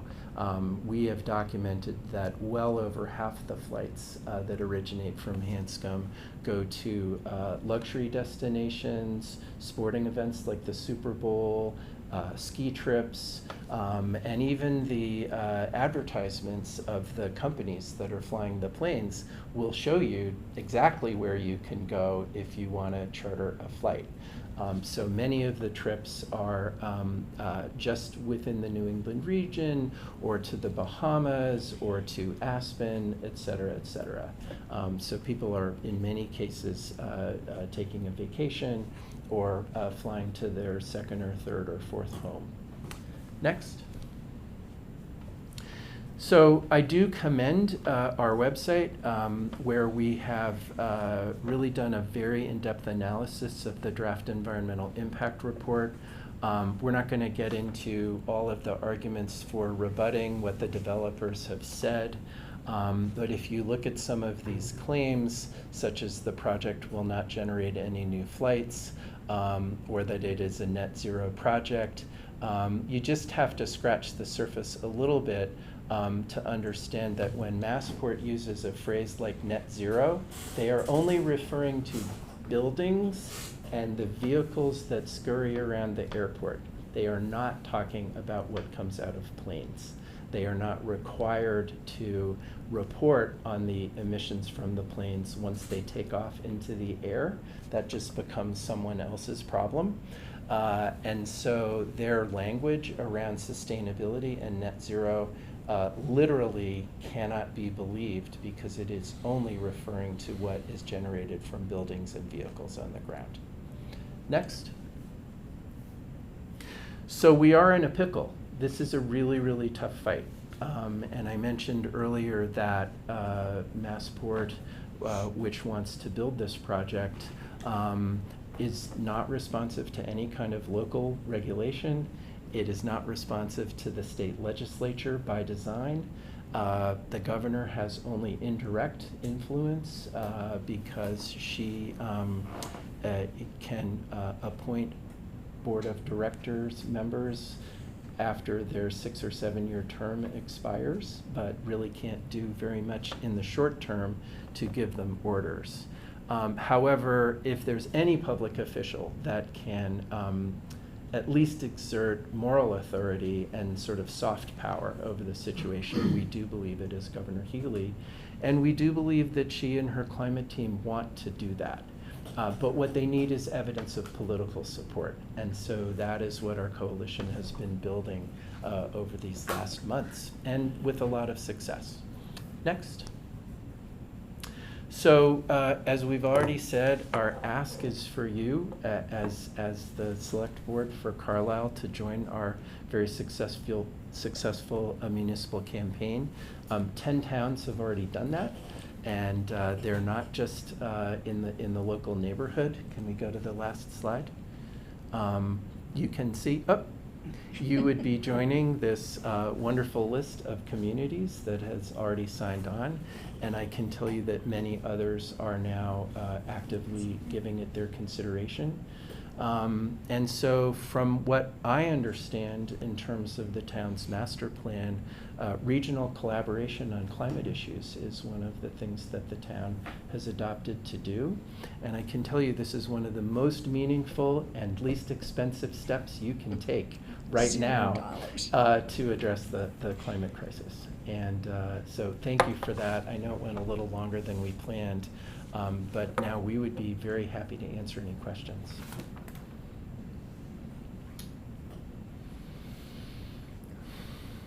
Willing to open up for any questions? I know I have some questions, but I know we're kind of at the end of our time. I have no questions. Very clear. My only question was the resolution that was provided. I know Sudbury recently signed it. Just what's the origin of that resolution and the wording? And I know is that standard language that towns are using? It is, and I think that the original drafts were actually created in the 4 adjacent towns. And the hope was to develop something that multiple towns could run with without having to reinvent the wheel. But my guess is that would be based on the work that the select boards did in Lincoln, Bedford, Concord, and Lexington.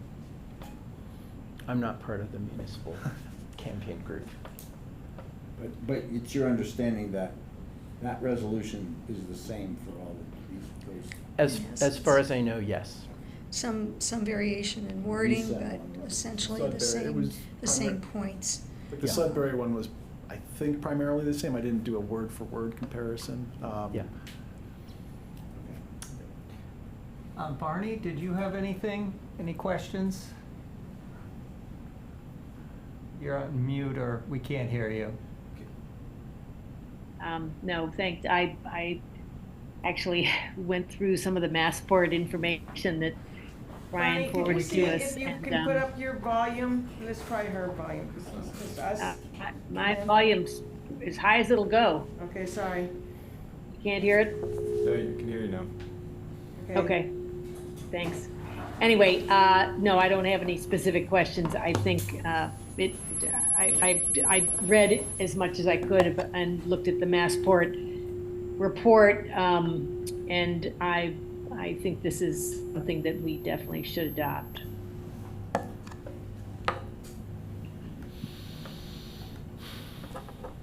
Okay. I actually had a number of questions, but I unfortunately would think that we had only slated a half hour for this, and it looks Well, I like. think you should get your questions asked, and Okay. then we can discuss this and vote on it at our next meeting. Yeah. I think that's good. Yeah. This is when you need, you know. if All you right, ask I your got questions the, I later, got we the won't get any people, right, answers. I got Yeah. the people here. So I went through the report as well, and it's interesting. I was just curious how, you know, if, it looked like in the tables that there actually, I looked at table 2.1, were projected activity levels, and they showed, it looked like the activity levels going down. And they called them ferry flights, and they said because we're going to, you know, have these flights that come in, and now they call them in from somewhere else, they fly in, it's a short flight, and then they stay, and then they pick them up and they go, and then they go back and forth, and here they'll have the hangar space, that they'll reduce the actual number of flights, at least that's what the report said. So, but you're disputing that, so I was just curious, I Yeah. mean, obviously there's something factually different about what they're There saying. is, yeah. They made this assertion more than a year ago, before actually doing any analysis of data. And they've stuck with it, despite the fact that the analysis they did doesn't actually look at the activity that you just described. You got the idea right, that a ferry flight is kind of like calling a cab. It's going to be somewhere else, or an Uber, I should say. It's going to be somewhere else. It's going to come get you. It'll be empty when it comes. That's a waste. Then you'll make your trip, and then it'll do the same thing again in reverse once it drops you off. When they did the analysis that's actually in the DEIR, they came up with around 3,500 ferry flights per year, but they weren't actually looking at all at who was on the planes, whether they were empty or had passengers. Instead, they came up with a kind of an algorithm to say that, well, if the plane came from fewer than 350 miles and was only around the airport for 18 hours or less, and then flew off someplace else, we'll just call that a ferry flight. So we anticipated that this would be a really, really important argument, and so the coalition actually commissioned an independent study by a very well-regarded aviation consulting firm, and that's available on our website. And in fact, analyzing 18 months worth of very specific flight data, they were only able to identify 3 aircraft that manifest that behavior of taking off from somewhere, picking somebody up, flying them around, and then going back to their home base. And they estimate that that only accounts for about 177 flights annually. And that compared to and that was based on real flight data. Compared to this algorithm, which doesn't even really capture that ferry flight behavior, that figure of 3,500 is just not plausible at all. And when questioned in the public presentations that have been done, even the person who made the estimate kind of shrugged her shoulders and said, well, it's the best we could do. But it is really, they're not even really trying very hard to justify that argument at this point. Okay, that's helpful. I also, I guess it's kind of stepping back. I mean, we have been very supportive of climate goals here. We, this board formed the ESC, and we wanted to, further that.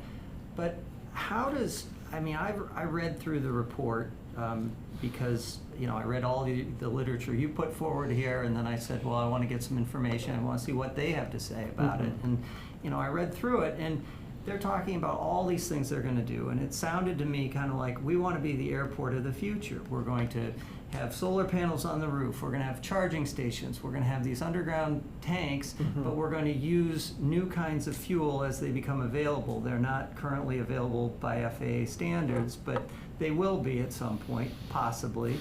And we're going to wire everything for electric jets. So we want to be a future airport, and we want to, and when we look at that, when I did, I was thinking, gosh, Carlisle, we're trying to do the same thing. We're trying to wire our infrastructure. We're trying to get things ready for the future.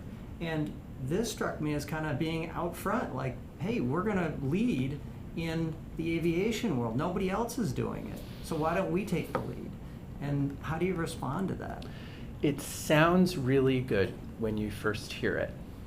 And clearly they are extremely concerned about the public image and about the response from the environmental community to this project. And so talking about buildings that have solar panels on top of them sounds great. And talking about sustainable aviation fuel sounds great, unless you actually know what sustainable aviation fuel is and how large the carbon footprint it has even before it gets burned in the plane. So we actually have a lot of information, and I know that the hour is late. Right now, the production of sustainable aviation fuel compared to the entire use of jet fuel in both the private industry and commercial industry, it's less than 1%. Oh, I get that. And It's in order nowhere to now. make enough of it to fill that fuel farm, they would have to use almost all the arable land in the United States in order to produce enough plant material to then put into refining facilities that each cost hundreds of millions of dollars, and they would need hundreds of those facilities to create the fuel. So the sad reality is the only way to decarbonize the aviation industry is for people to fly a lot less. There's no quick fix in terms of electric planes or sustainable aviation fuel that is going to come and rescue us before it's too late. And this is just the first step in a process which over time is going to involve figuring out ways to really discourage the amount of flying that's going on now. But this is one of the few ways that we can at least keep a lid and at least have a prayer of starting to go down. If we do these kinds of projects, all that's going to happen is we're going to go up. And it won't matter how many solar panels are on top of the hangars, because it's about the planes. Right, but it said in the report, you can't stop the planes from coming. No matter what you do, if you don't do this project, or you do it, you can't deny a plane from landing at Hanscom. And so the projections show no matter what, even if you deny this, there are going to be increases in aviation. Unless there's political pressure, like we were talking tonight, to say, hey, we got to reduce this and we tax it, we do other things. But I just think outright denying, is saying we're done with aviation is, I just don't think that's reasonable. I said a few minutes ago that's not what we're saying. Yeah. We're saying that this expansion project is the wrong project to be doing in the emergency that we're facing. It is a subsidy to the very kind of behavior that is leading to vast increases in emissions. It's not going to solve the problem, but it's going to help prevent it from getting worse. It may be the first aviation project in the entire world that gets canceled due to climate concerns. So let's take a stand now. Well, that's a different view of the leadership. You can take leadership of stopping it, or you can take it of like, we're going to try and figure a way to keep it going. I guess my last thing is how you had started, and this is to Lana. You had talked about this is, well, actually from the League of Women Voters. I just kind of looked up, and I know that they have a section that says it ensures lifts up voices most impacted by climate change. And so you had seen this as kind of, this is an equity issue? Is that? I see it as a climate issue and an equity Yeah. issue. And basically climate in general is an equity issue, but it's something we all have to deal with. We're all going to be paying for this through the nose one way or Right. another. Well, But And I was thinking about that relative to, they want to take, at least this is when I read the report, they said, we want to take these jets away from, like as a relief valve from Logan or from other areas and kind of park them here. And so we take some of that climate burden rather than, Logan or people around that community. And so I was trying to think if that's equitable. So I guess one way to respond to that is we're at a point where we don't want to deliberately, intentionally increase the amount of emissions in the atmosphere, certainly for things that are not essential. We have to have cars to drive around or public transportation. With regard to Carlisle's efforts, we're trying to reduce emissions through the things that we're doing. Right. Right. Every aspect of it. So the thought that we are aiding and abetting an extension, an expansion of one of the most polluting forms of transportation out there. Transportation in general is 29% of our emissions load here in Massachusetts, and the aviation piece of that is about half of it. We didn't get into the issue of per passenger emissions. Okay, that's huge because it's based on how many people are on a plane. So compared with a commercial jet, we're not saying stop all planes. Eventually, there may be true, really sustainable aviation fuels.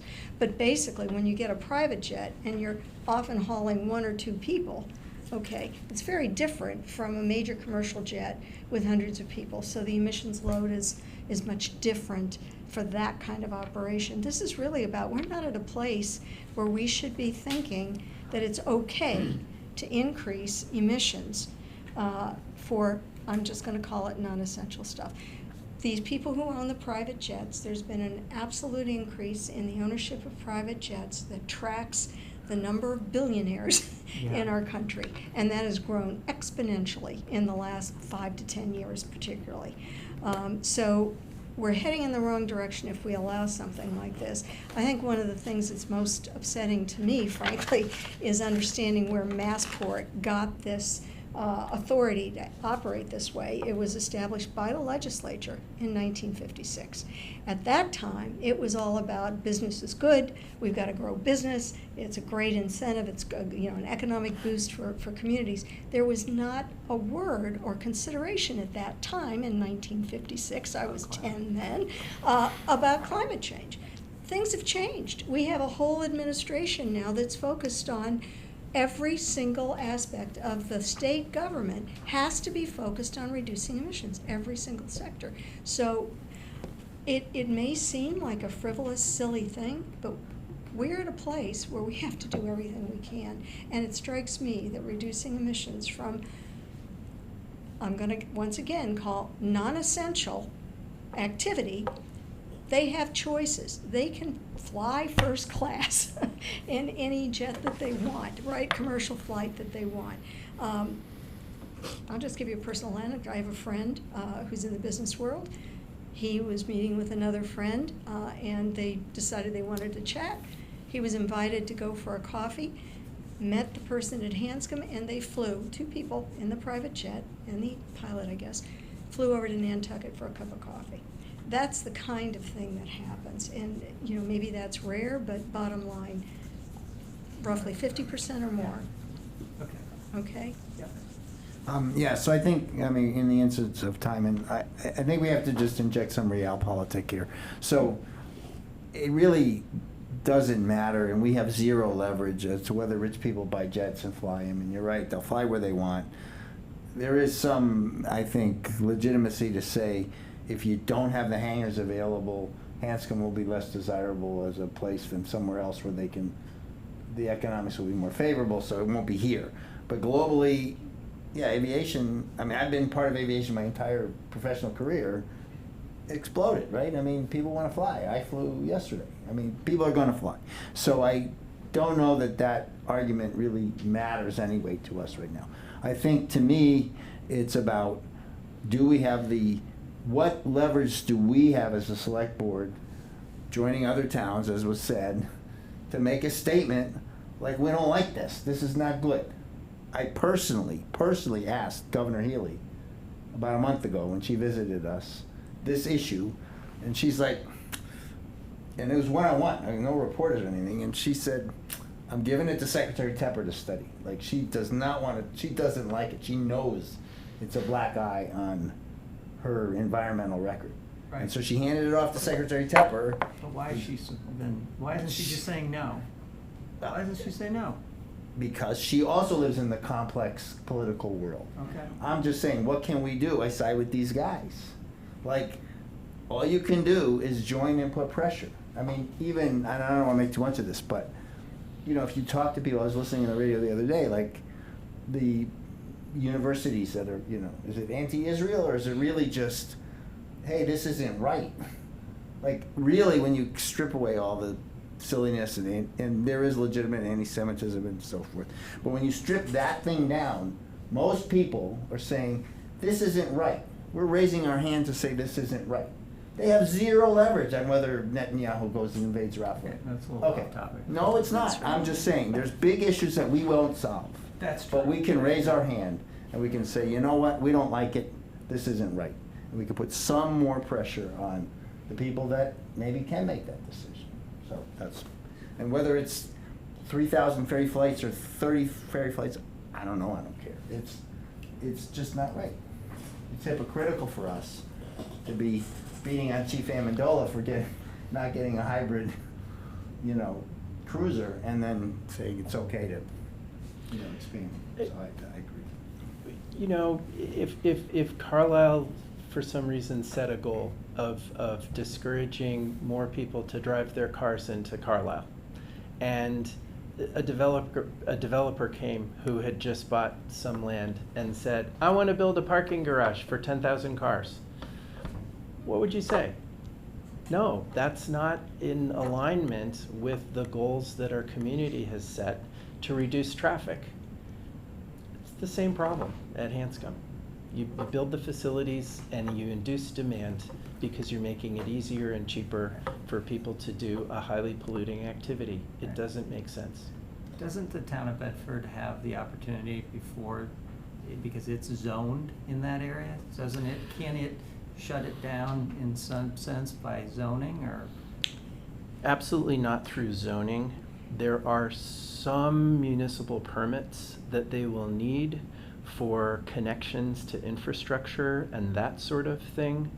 But no one really believes that the building inspector or somebody in the planning department in Bedford is going to overturn this project because of a technical problem with the permit. I didn't know if it needed to have, you know, certain variances or zoning board, no. No. Okay, So, well, do you want a motion? And I'm, Are we discussing this next meeting? well, I guess that's what I'm asking. I think we should. Do you want a We motion or can do you sit want on it. We don't have to vote it tonight. Well, I'd like to, in terms of any resolution we're voting on, I'd want to make sure we've had a chance to Look at it. review it, make sure the wording is appropriate, all Okay. that stuff. Tactically, I'm assuming 2 weeks doesn't affect the project. Anytime timeline. you're ready. I know there's a presentation this week. I don't, In Tomorrow? Bedford. John Glenn Middle School, Bedford, 6 o'clock, and who is, Thursday evening. whose Thursday? information is being The, presented? the lawyers and consultants for the developers and Massport Okay. That's will the be link you're saying you presenting guys on are the doing. DEIR. Okay. It's Thursday, right? Is it Yeah, Thursday night. Thursday, okay. That's Yep. great. I'd Yep, like to Thursday see that. night, 6 o'clock. They have That should be spirited. John Glenn Middle School. The last one was. You should have heard Senator Barrett's remarks. We read about him. We read him in the packet. He was pretty good. Took the paint off the walls. So, I mean, it would be good to just have the language reviewed. Yeah. Yeah, so yeah, where it's okay, all- that's good. So, well, thank you very much for coming. I mean, Thank this you has for been listening. really helpful, you know, and I know we will. We do appreciate it. something on it, so, thanks. Thank you, Okay. thank you. Thank you. Okay. And your questions. Shared services. Okay, well, we've gone a little bit longer. Not a good, I guess a good discussion. Well, you know, it was a good discussion, I thought, or good questions. Well, I asked them all. Well, Travis, but they needed to be asked, and Travis, I have a. Nobody, I would really like someone from the other side to speak and rebut and have a Yeah. true dialogue, but we don't have invited that. them, and they We don't did. have They that. wouldn't do it. That's what good government does. I mean, Travis? To the green. yes, Barney. Hey, hi. I noticed that Chip Lewis, who's one of the relatives, you know, the. I'm sorry, Barney, we the can't hear original- you. It's really low I'm up as high volume. as I can go. Okay, There you go. there you go. I was just I'm noticing that Chip Lewis is here, who's one of the relatives of the Greeno family, and I noticed that we still have the shared services discussion before them. But I'm wondering if it would make sense to bump up to the Greeno barn Yeah. Yeah. part of our agenda, since Chip is here. Barney, that's why you're making a great vice chair. That's perfect. So if there's no objection, we'll just move on to the Greeno barn discussion if everyone's Yes. ready. Makes sense to me. So, Ryan, do you want to begin this discussion? Or is Yes, there and a, I will keep it to 2 minutes because there are guests here that are more interesting than me. So the Greeno Barn deconstruction project had a few goals. One was to remove the barn for public safety considerations, et cetera. The other was to make the project as sustainable as possible without exceeding the $200,000 budget. So we went through 2 rounds of procurement with this after approval from town meeting for the $200,000 budget. The first round saw many interested bidders. There was 2 categories, one that were more on the demolition side than the deconstruction side, and the costs were well beyond our budget. We had 2 bidders that were on the sustainable side, but both had errors in their packets, which didn't allow us to accept their bids. So we put the project back out to bid, and we did find one bidder this time, Select Demo, which is a known deconstruction company. We met with them during the pre-process in order to go over some of their procedures and tactics, et cetera, and found them to be very credible. They have said that they would do the project for $199,700, which is just magically just below Change. $200,000. I do have a piece of information that is new to the board, however, and then some caveats on that, as I like to do. So the company Select Demo did say that they would partner with a relocation company in order to preserve as much of the middle section of the barn as possible. And the company that they were going to work with was a previous bidder who does have a home for this barn in Concord.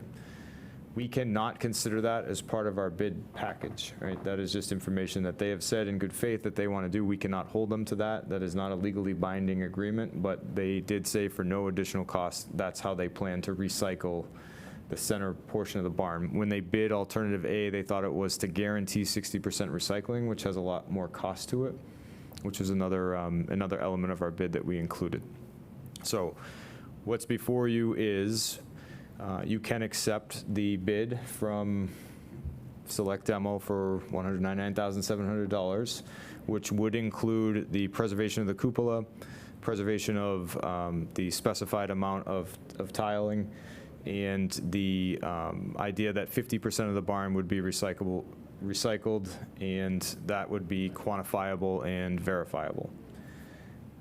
Then you can add on the fact that they do want to work with us to make sure that we accomplish all of our goals for that same price. So we could accept alternate A, which is $25,000 more, but we would not have any more say than we do now over whether or not they would actually relocate the barn, which is one of our goals. So I'm not recommending that we consider alternate A. I think the best course of action would be to partner with this organization. Hopefully they're using this as a way to promote their activities, and we'll make it as easy as possible for them.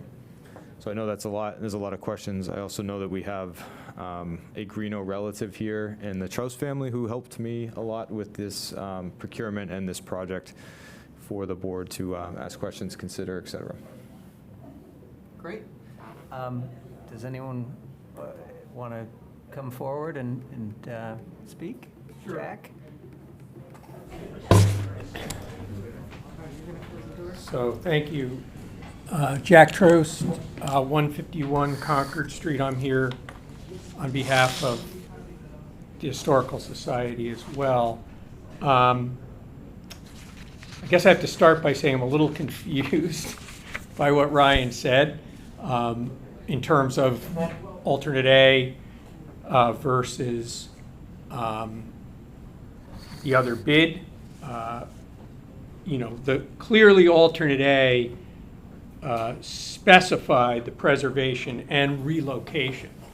It is in the bid, preservation and relocation. So I just want to clarify the point that you made, Ryan, which is Select Demo has followed up their bid to say that within their original base option, they are now saying they will use their best faith efforts to engage in that activity that's specified under alternate A for their base bid price.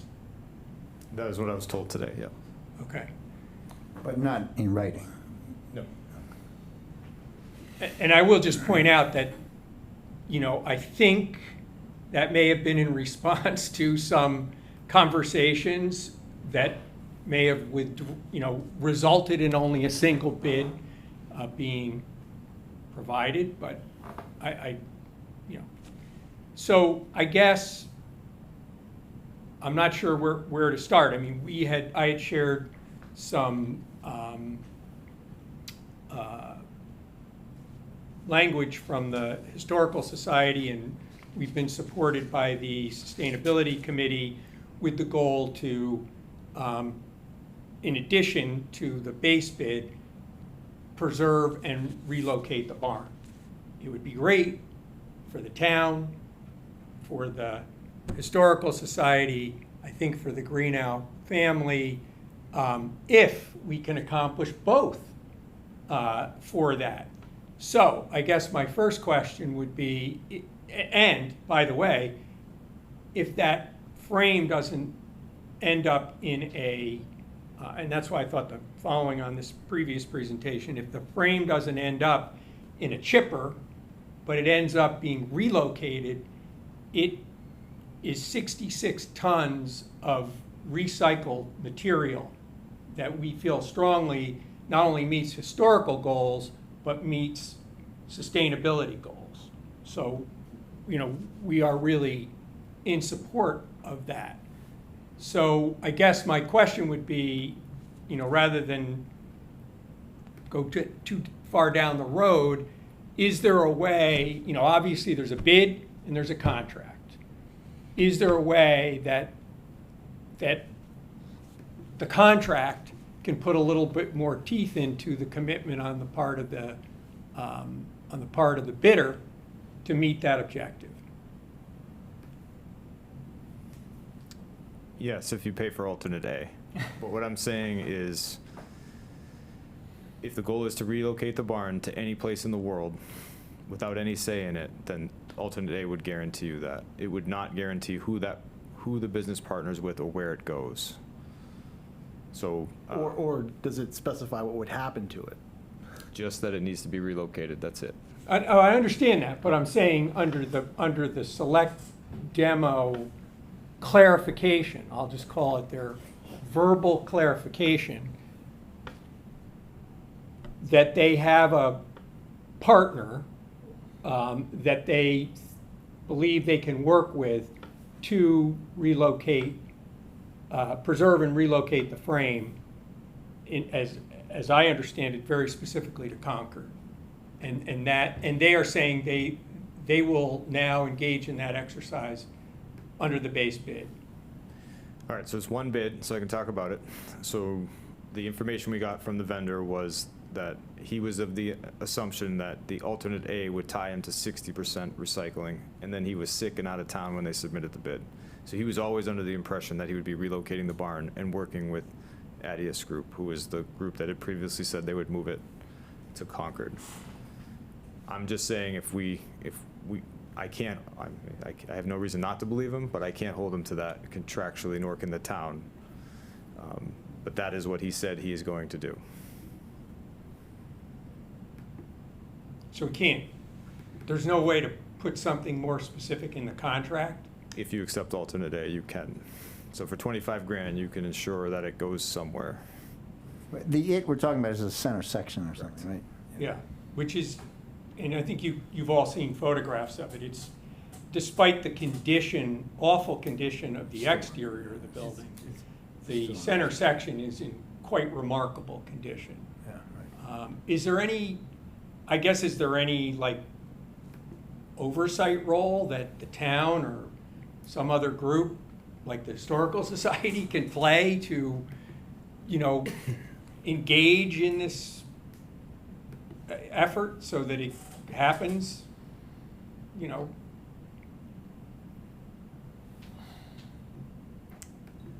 Like more than normal? I don't know what that means, but I just don't, I just, So I'm just going to be as frank as I can possibly be. Deconstruction is not, it's a new thing here. I know it's not new in the world. Within the procurement in Massachusetts, on the municipal side, is relatively new. So we're going to have to trust a partner in this. Once that thing gets started to take down, you know, that's it. You only have one shot at that. So there's going to have to be some oversight and trust. But if you're saying, is there any way we can guarantee it contractually, that they are going to have to abide by the contract, which means 50% of that material is going to, I don't see how they meet 50% without the centerpiece at least being deconstructed in some way. The only way we can ensure that it's going to be relocated contractually is if we accept alternate A, which is going to be 25,000 more. So, go ahead. I mean, if you say relocated, I just want to be clear, like they could relocate it to anywhere, to a field, and then they could tear it down the next day. There's no preservation associated with this, or is there? I'm just curious of the language. Like, how will it be preserved? I think with it's pretty Article A? clearly the intent of alternate A that it will be preserved. You can't just relocate it.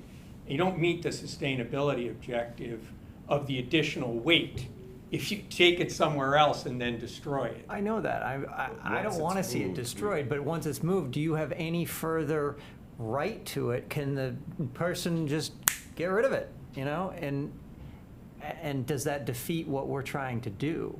Is why I'm just trying to get out what actually. Let's try to should say it a happen. different way.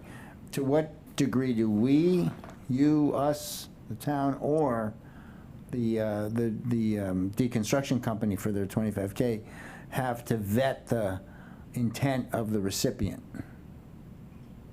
Well, that's why I'm back to Ryan with, I mean, this is an incredibly complicated RFP or whatever we want to call it from the beginning. Like, I think we thought we were going this way, and now we've come completely around to where we are. To my knowledge, the best way to have some kind of control is to have some kind of oversight where, you know, they come you're in not- and they say, this is what we're going to do, and this is where we're going to send it, and they're going to integrate this frame in this location, and if they don't do it, then I guess they've violated the contract. Well, you're bringing up 2 or 3 different things, Jack. So I would say, I like the idea of saying, all right, I'm making this up, so it may be wrong, but for the 25K, they have the responsibility of identifying somebody who says, gee, I'd like to save this building. And I guess the 25K also covers them actually moving it to that location, or no? They have to perform that, yes. Okay, so somebody raises their hand, says, I like the building, I'd like to take it. We, in your oversight, strategy, somebody, I don't know who the we is, but somebody from the town would say, gee, I want to interview that recipient, just to make sure they're serious, they've thought it through, blah, blah, blah.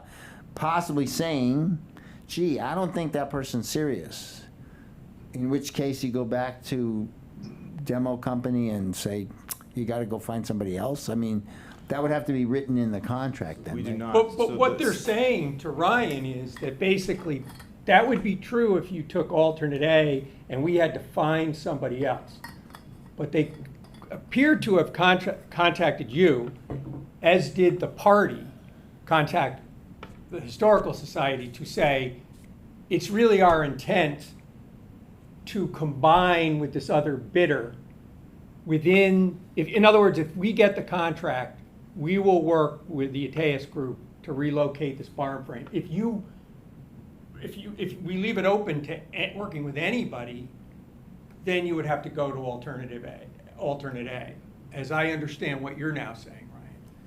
Yes, but just taking a step back, throughout this entire process, we as staff have tried to communicate that the state law and procurement laws do not allow us to do what Carlisle wants us to do, which is to control this process.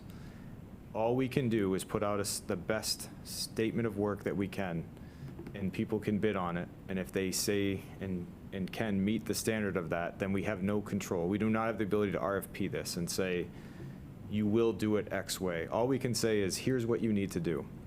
And the company can do that however they want, as long as they meet the contractual standard. We have complained to the state, we have complained to our lawyers, we have complained to everyone saying the town really wants to do X and you're only letting us get to this far, and we just can't. So there is gonna be some risk, no matter what we accept here, is my recommendation to the town. What is the source, I mean, 200,000 was approved at town meeting. Yes. We're talking about another 25,000. Where do you propose getting the 25,000 from? Well, So- but it doesn't sound like we need to get the 25,000. But for alternate A, it's 25,000. I understand, but it sounds like, It sounds like they've I'm not sure that's modified or clarified their bid to say that we now are willing. There has been discussions after this bid was submitted, because there were some real questions raised about this interaction that resulted in one bidder submitting a bid as opposed to two bidders submitting a bid. And Select Demo seems to be saying to you and to another party, we will do this and relocate and work with you to relocate the frame for the base building price. So there's a reason why the state doesn't allow us to consider all that. So all we can consider is what the bid was submitted. The extra conversations are not allowed. So what they did or did not speak to, I can't consider in the procurement process. All I can consider is the bid that I have before me and how they interpreted the bid. This is the only. But you said you don't think this is they're the gonna only meet their- qualified bidder that submitted. But if I heard you correctly, Ryan, you said that they, in error, believed they were gonna meet their 50% base by relocating the frame. So they would basically have to find some other way to find however many tons, which is 50%. Does somebody know what 50% of the tonnage is? I'd have to look.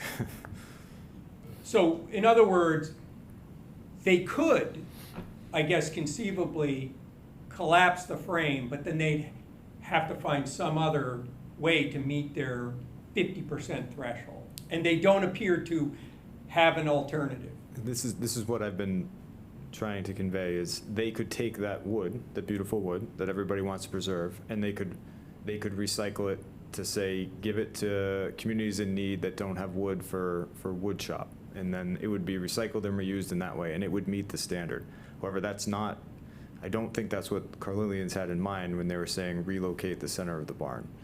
We don't have the ability to do an RFP that says, what are you gonna do with that wood? So we knew this would be a talking point, so we did alternate A, which is the actual relocation of the barn. But we still don't have control over where or how or what it looks like at the end. Okay, but contractually, you can write some things in there, right? Yeah, that's what I'm questioning. No?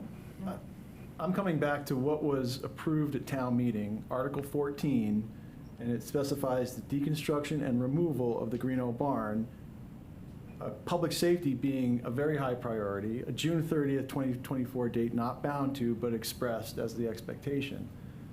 So I'm not sure, what are we discussing? Is the question of whether or not this is a valid bid that can do the project as defined for this amount?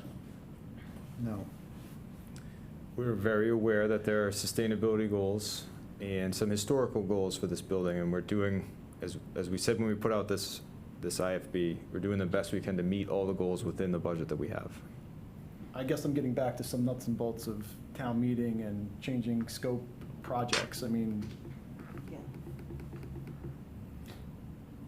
Well, there are people here who Yeah, want to let's let weigh other in, and I'd people. like to at least hear some comments. I'd appreciate if you do, limit your time. I don't know if one of the members of the Greeno family who showed up, if you'd like to speak, I'd be happy to. If so, please let me know. And can you introduce yourself, please? I'm Chip Lewis. I'm a first cousin, 2 times removed to the Greenos, original owners. And in 2016, I had the opportunity to come to a family reunion in Carlisle and see all this firsthand. Last time I was there was when I was a kid in the late 40s. But my point as a person of, likes history is that, and I think the point was maybe made before, but these barns aren't being made anymore. And we have to preserve our past. If we don't preserve our past, people aren't going to learn from the past. And I think that it's important that this barn be preserved as much as it can be. And I would just urge whoever can make the decision to go for alternate A as for preserving the barn. Thank you very much for your comment. It looks like they're online.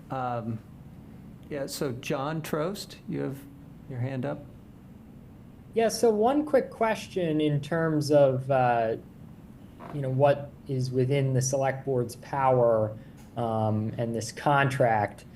Is there a way for the select board to make like a non-binding motion saying that they strongly urge Select Demo to work with the Carlisle Historical Society to preserve and relocate the barn frame? Is that something that the select board has the power to do? I assume. You have the ability to make any non-binding.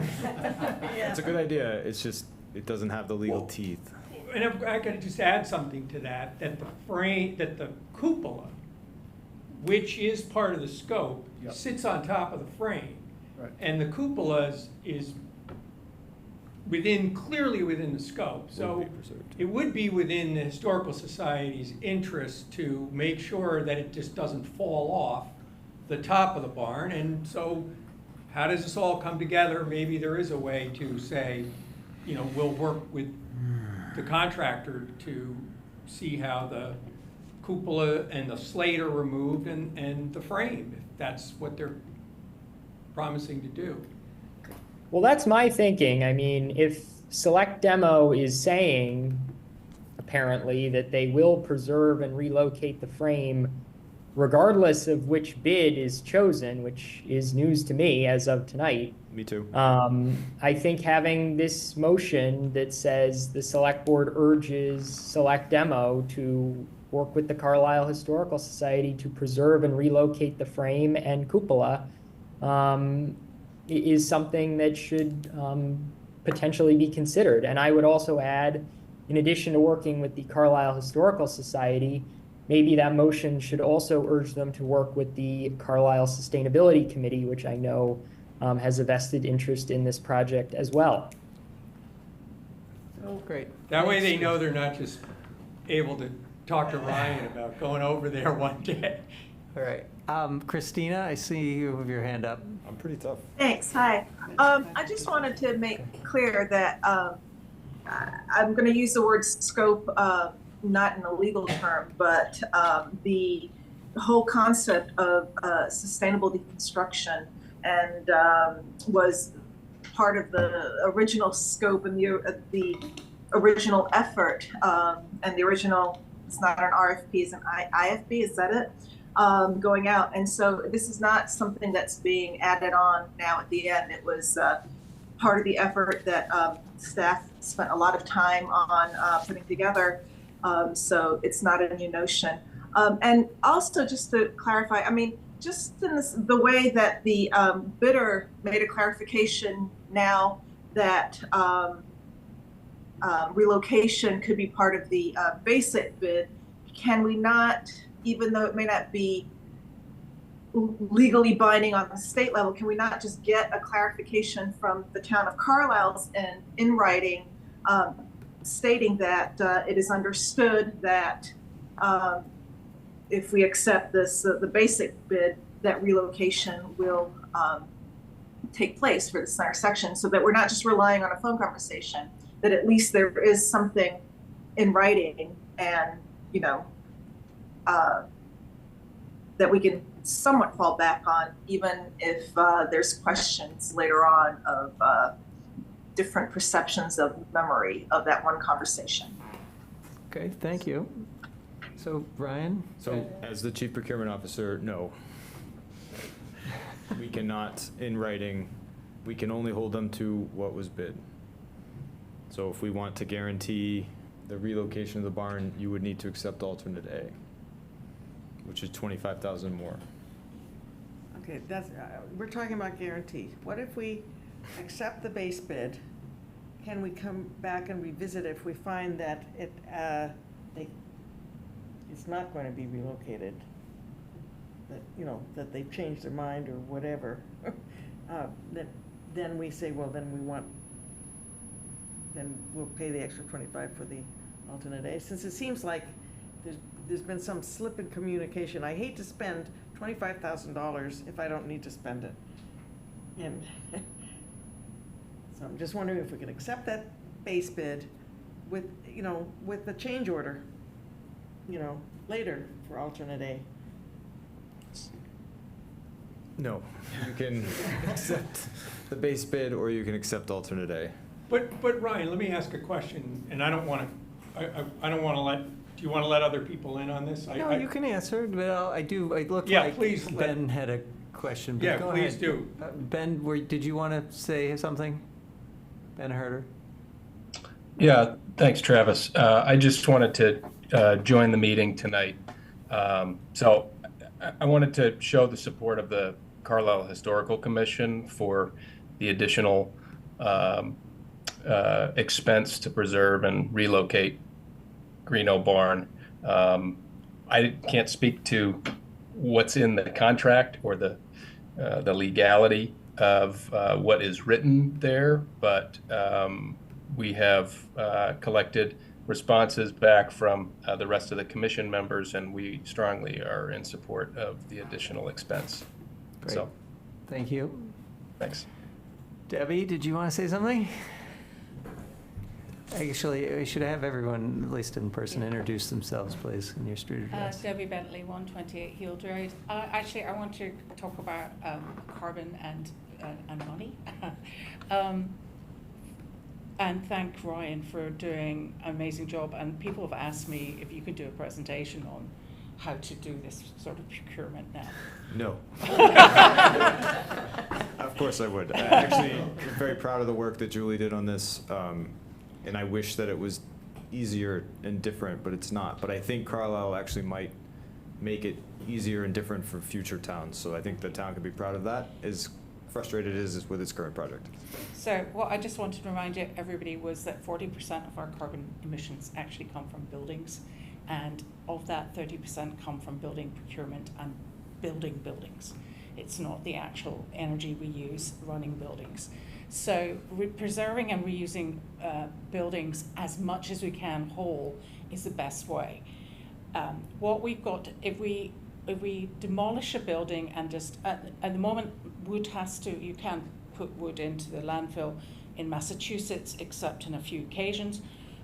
So it has to go to some sort of plant that will chip it, make it into, or strip it, or make it into MDF, or at the worst case scenario, make it into mulch, which is not really what sustainability, I mean, yes, it's you reusing it, we're not cutting it down new, but it's so much better if we can just reuse a building. It saves so much carbon if we can just reuse an existing building, even if it's removed and moved. I had a project a couple of years ago. We wanted to raise a very, very large, but not as large as this, but very large existing barn up and put in new foundations, and it was about $30,000, which in the building industry is not a lot of money. And the other thing, just going back to town meeting, I'm now seeing bids coming back horrendously, back up really high again. I'm seeing 15, I hate to say even 20% increase from last year, exactly this time last year. And so we didn't get a bid previously that fell into the right bucket of money that we had allocated. And now we've got one that is and one that even with that, it's below the 20% increases that we're seeing in bids. So, you know, I don't know if there was a contingency in the contract for anything that they might come because they're doing it unforeseen. You know, everything when you do any work to an existing building, there's unforeseens. I don't know if there is a contingency in this bid or not. We don't know yet. Right. But to answer the 10% question, when would they be gave you a cap, is it implied that when you see the detail, it'll have a contingency inside that cap? No. We are paying them for this service. Period. I really wish this guy had not called you up, because for me, it would have been a no-brainer to do the 25,000 to make sure that this thing got relocated. Why don't we just do Now I feel like we're sort of doing a gamble, and that we might be paying 25,000 for something that was included. So I feel like I'm more in But do we, what are we trying to do tonight? Are we trying to bless this, or do we need to get more information? If the bid had accomplished the relocation and everything, I wouldn't have come to you, I just would have awarded it. But I knew that this was within the threshold of this conversation, so I wanted to have it, to understand what you want me to do. But, I'm sorry, so if the bid had been clear, you get this for 200 and you get this extra for 25K, you would have awarded what? The 200 or the 225? If relocation was under 200, or it was absurdly over, I wouldn't have brought it to you. No, I know. But it's very close. Right. So back to Scott's question. I mean, the town's only authorized 200. The bid came in under 200, so you can go off. The 25, we gotta find it anyway, right? You have to come to us to find the 25. Correct. Right. So why can't we just ask for clarification? I mean, why we don't have enough information to decide that tonight then? We know the issues. I don't think you guys are bringing up new issues. We know the issues. And You just need to clarify. personally, I'm certainly all for the relocation of the structure. Yeah. It's just that I don't want to spend 25,000 for something Right. that I could have gotten for free. No. Well, and what the other party, if I could just speak, has said is that, and I think it's the same message they're giving to Ryan, is if you take our base bid, we will work with this contractor to relocate Yeah. the barn frame. I don't know why we can't put that in the contract. I mean, it's a bid. He's calling you, he's giving the verbal commitment. Because it has to be written down We before can't. they bid. Well, then have him, then I don't know. Yeah. Well, We the can't- bidding is we have to expensive. start the entire process And over it's again. expensive for a contractor to And bid. we're- I mean, I we're- don't think we can We're say talking about the sustainability goals, which are important, but there's also the public safety goals, and what I don't want to see happen is this bid fall apart, and the barn needs to come out. I mean, it's a public safety hazard. We've Right. been over that, and my concern is making sure that we don't lose the opportunity to get that done for the amount that was approved, and then we have to start the whole process over. Right. So I don't want to jeopardize the bid. I think we need to figure out how we want to proceed with the relocation aspect, but I don't want to see the actual core bid jeopardized. Especially if things are going up 20%. Right. I don't disagree with you at all. So I don't know if it's anytime you enter into an agreement with you just have to trust that you can work with them and they'll do what they say, and sometimes that works and sometimes it doesn't, but The 25, I'm not sure where the 25 comes from. I don't think we can use ARPA funding for that, given the procurement issues. No, but I think the Sustainability Committee has some money because we had put 30,000 in for a position that didn't get used. I don't know, I could be wrong, but. And that we would have the authority to redistribute those funds to this? If you prioritize this 25,000, we can find it in this year's budget with contingency funds and environmental sustainability, but there are a lot of priorities, which is why I wanted to make sure. And I don't know, I You don't know what don't those know the other priorities priorities.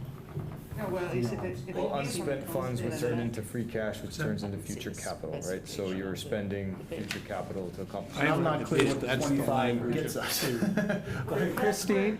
I'm sorry. But Christine, there's did you- also, hold on- go ahead. Hold on one Sorry. second. Christine's on the ESC. Did you want to weigh in on that at all?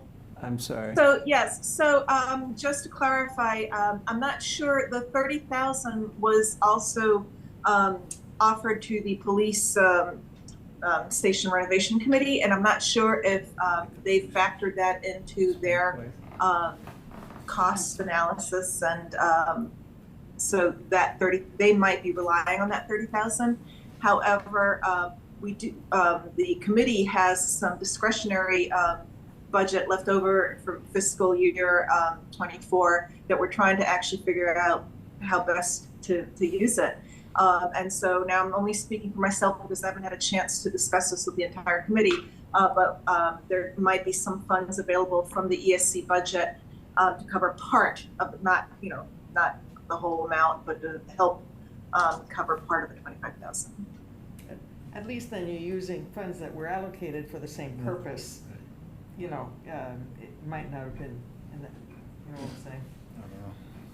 But I'm still confused on something, Ryan. So they bid, you had a process, they bid, and they don't, and I saw the packet, and they got their licenses and 40 pages of other towns that use them and all that stuff. But nowhere is there an actual, like, this is what, it's just a flat price, right? Yeah. And so you go back to your statement of work or whatever you put in the bid, and they're saying, we will meet that for this money. Yes. And alternate A was also articulated, right? They didn't submit that yet. They did. Their plan. No, but did we have a statement of work? I don't know if the right words are in municipal procurement, but in my world, we call it a statement of work. So the statement of work for the 200, okay? Did we prepare a statement of work for the alternate A? Yes. And they put in the 25K? Correct. Okay, so if we accept that, wherever we find the money, regardless of whether they might have done it for less or more, they have to meet that, right? Yes. And to be clear, the statement of work for the 25K, I know it's in the packet. What is it again? What's the language? Because I didn't see it. I still feel like there's a vagueness around, even if we pay the 25K, we really don't know what's going to happen to it. Do you want me to read this? Yeah. Okay. So, base option is preservation of the cupola for town use, estimated weight 750 pounds. Right. Preservation of 1,350 square feet of slate tiles Right. for town use, estimated weight 5,850 pounds. So we're slightly over 6,500 pounds at this point. A minimum end of project rate of reuse, salvage recycling of 50% of the weight of the remaining non-hazardous construction and demolition materials, excluding that 6,500 pounds. So let's just say it's, okay, then alternate A. Yeah. Sorry. That's the base. Base 1, base 2, base 3, so the 6,500 pounds and the 50%. And preservation and relocation of the middle section of the barn, estimated weight 132,400 pounds, excluding the weight of the tiles and the cupola. So, as I understand what they're saying to Ryan is that sub 3, which is the base option 3, requires them to preserve several hundred, or at least 100,000 pounds, right? And they're now coming back and saying, just to clarify, the way we're gonna meet base 3 is to preserve and relocate the frame. So what I'm saying is, why can't we simply say, we'll accept the contract on the premise that the base option sub 3, the 50% threshold, is met by their representation that it will be achieved through the relocation and preservation of the middle main section of the barn. Not something else, not like the concrete, not some other pile, but that's the way we meet that. They can submit that and we can accept it. I can't make them. So that's what I think the point that Kate said, let's ask them for that. Just give us that clarification. And I think we can do they're saying you can do it for, you don't have to spend the 25. We just can't contractually hold them to it. They can say they're gonna do it, they can be clear about it, but you're saying we can't legally require them to do it. They have to be 50%. Yeah, they have to do that. So but now we're just saying. It's a little leap of faith in some Right, well, but respects. they're saying, hey, we'll meet that by that. So why not just get them to send something along? It's just not legally binding. That's okay. I don't know why. Well, because government. It's government. So, let me Travis, ask this question. John Trost has had his hand up for a Oh, while. sorry. Well, I want to ask my question first, I'm sorry. Yeah, please do. I'm on the board. You do. You go. We'll get to you next, Jack. It is a leap of faith, John. but they do need to, they've made a representation. Would it make this board feel more secure if we got that as, rather than secondhand, as a memo from the company? Yeah. So why don't we I think we're all ask saying them the for same that? thing, It's yeah. not legally binding, we get it, but at least then we have a leg to stand on Yeah. when we decide to Yeah. accept the $200,000 Yeah, bid. I agree, we agree, yep, I agree. John, did you have something to add or question? Yeah, I was just going to say exactly what Kate said. I think that's a great idea to have some kind of a memorandum of understanding in place to make the decision. And it's also my understanding, at least, that maybe the town can include this in their contract and have it be legally binding. But there's nothing to prevent, let's say, the Historical Society from entering into a contract with Select Demo if they're chosen. Specifying certain things. I don't want that, John. All right, so we do need to kind of. Yeah. So I think I think you hear what we're saying. I think we hear what you're saying of like, I can do it, but I can't make them do it. I think we hear that.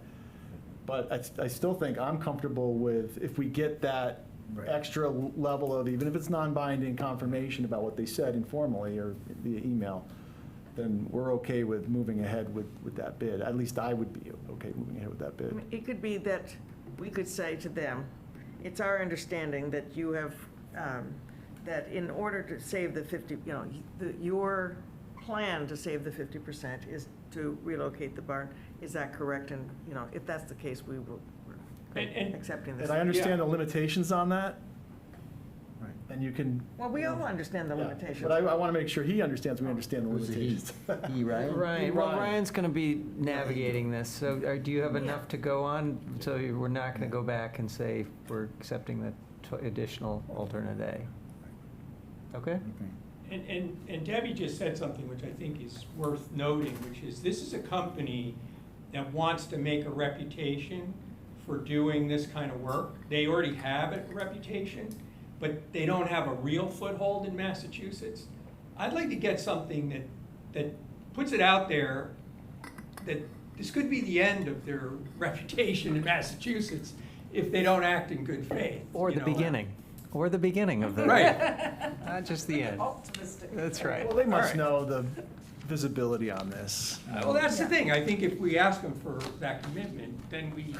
Okay. I see the wheels turning in there, and it's. I just think we Travis, should do be we more need mad a at the state motion than to the vendor. move Yeah, ahead, Barney's or asking a question. do we need a motion to move ahead, or we can just, Ryan, you're good to go with what we. Ryan says he's fine with our discussion. He has some The guidance. committee. gonna do it myself. Unless you have a different. No, I'm good with that. Good. That's okay. All right. Thank you all for coming and listening and discussing this. This was helpful. Thank you for hearing us out. Yeah. Thank you. Appreciate it. We have we have a couple of items left. One, we have to shared services or the discussion of the town meeting. I think the shared services, what? Table shared services. We don't have time. Yep. Okay, so we'll table shared services, annual town meeting. Is there a specific topic that we were going to discuss, or just a recap of that? Yes, because it's been a public discussion, and I don't expect it, and I don't think the town expects a decision tonight, but the town clerk ballot question passed, and so did the fire truck and the police station. So I wanted to talk about those three processes with you to at least seed some type of decision-making in the future. So the town clerk position, Peggy won the election, so she is now the current town clerk until you make an appointment, which there is no set time frame for that. So now you have to engage in an appointment process. And I do know, I'm getting questions on what's the plan, when are you gonna do that? So that should be a discussion item soon and something you consider. What are you gonna do to appoint this position?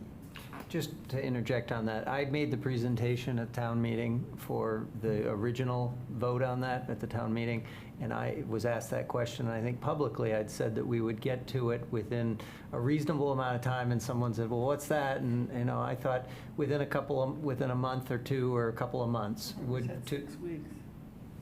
Well, everyone thinks differently, so but I think the intention is we're gonna do that right away, move on that relatively quickly. Is that impacted by, I mean, the policy discussions we had earlier? I would assume if we're going to engage in an appointment, we, again, need to go through Well, those steps, or is it I separate? think this one's a particularly This is an difficult- employee. This is gonna be an Right. employee. It's So it's right, different. it's an existing, The question would be whether, I think, But do we, again, advertise, I mean, we were just talking about that whole process. this is what our discussion right, needs but to it's a be. different, let's just ask Ryan. There's a level, we've had this discussion, is where we have search committee and where we just designate you to go hire somebody, right? Yeah. Where does this one fall? This one was a very public process and debated process, so I think we need to talk about it. Okay, so you don't know, you're not answering that question. Well, I can answer it if you want. So I think that the election was overwhelmingly in favor of Peggy, although I think David had good support and he would have been a great candidate. It was pretty clear that the town chose Peggy, and unless you had a compelling reason not to appoint Peggy, I think that. All right, so let me translate. Two different questions. The going forward, the beyond Peggy, some future year town administrator, does the town clerk fit the category where we would normally appoint a selection committee to interview interested candidates? Or does it fall under, you know, the bucket where you and Aubrey, whoever, run a search and you find people and you just recommend us, this is the person I want? At least for the near term, a search committee. Okay. Near term meaning the Now, next. the other thing you're saying, though, is effectively, we had a search. Two people put their hat in the ring, the public voted, that's the best possible search you can have, done, right? Which I'm okay with. I mean, we just say, based on that, we don't feel the need for an additional search, right? So I don't, because this wasn't a topic and I think it would have interest, I don't think you should make the decision tonight, but it is something for you to consider. Right. And like you said, it could be 2, 4, 6, 8 weeks, 10 weeks. I think we'll put it on a future agenda coming. Yeah. Okay, so the police station. So the next step for the police station will be similar to the library, which we worked on today, is the appointment of an OPM. Yeah. So it is understood by me that that would be done by the building committee, but I wanted to confirm that. Yes, because they're the ones that are going to need to like this guy or gal, who will be working with them the most. So I think they definitely should have quite a big stake in it. So if that process is not, or is to come to the select board, is something that you should consider. So are you comfortable with them appointing the OPM, or are you appointing the OPM? And the process around that is something that we need to discuss. The building committee is MFC or? The police. Oh, the police guys, yeah. And then there is a great deal of permitting that needs to finish for the police station project, and then it'll go out to bid. So we're looking at appointment of an OPM by the end of, say, July, and then hopefully a bid process in August, September, with a hopeful construction time of the spring, since we have all the funding now. And then the fire truck, we are putting, I'm going to work with the fire chief in the next 2 weeks to put in that placeholder, and again, that could take as long as 3 years. The last thing is the OPM for the fire station, since this was a town meeting topic, and it will likely be a town meeting topic in the fall. So that means we're hiring 3 OPMs currently, one for the library renovation project, which we went through with the building committee today, and I know that's a trustee process, but I'm sure you're interested in monitoring it. And then the OPM for the police station, and then an OPM to help guide you in the fire station. So it's a lot of work this summer. OPMs, processes, and what you feel comfortable with your appointment is something for the board to consider. Other than that, town meeting went pretty well. Everyone told me it was really boring. That makes me happy. I know it doesn't make everybody happy, but it should be boring. Any other questions from town meeting or follow-ups, though? Barney, did you have something? You're not, Specifically, you mean on town meeting? or any, yeah, you're not with us in person, so it's sometimes hard to know if you've. Well, thanks. No, nothing in particular. I just, since you've given me the opportunity, though, I'd just like to give a shout out to the staff at their really outstanding efforts on all aspects of town meeting. The extra work in terms of gathering information, getting the website expanded substantially, and the information that was distributed, and the video, and the preparation for town meeting itself. I know I got a lot of help from staff for the CPA part of the agenda. So anyway, I just want to express my thanks. I'd like to second on the videos. I thought the videos were excellent. And I think the more we can publicize that and get people to watch those in advance, I think they're well worth doing. I don't know what the view totals were. Need to be shorter. But All of us watched them. But I think the more we can do to allow people to digest information remotely at home, I think that's part of the process of encouraging people to engage and come to town meeting. David, did those come out of your committee? Those videos were produced by Yeah, but Ryan and the his idea. guys. The idea came out probably in some way, I would say.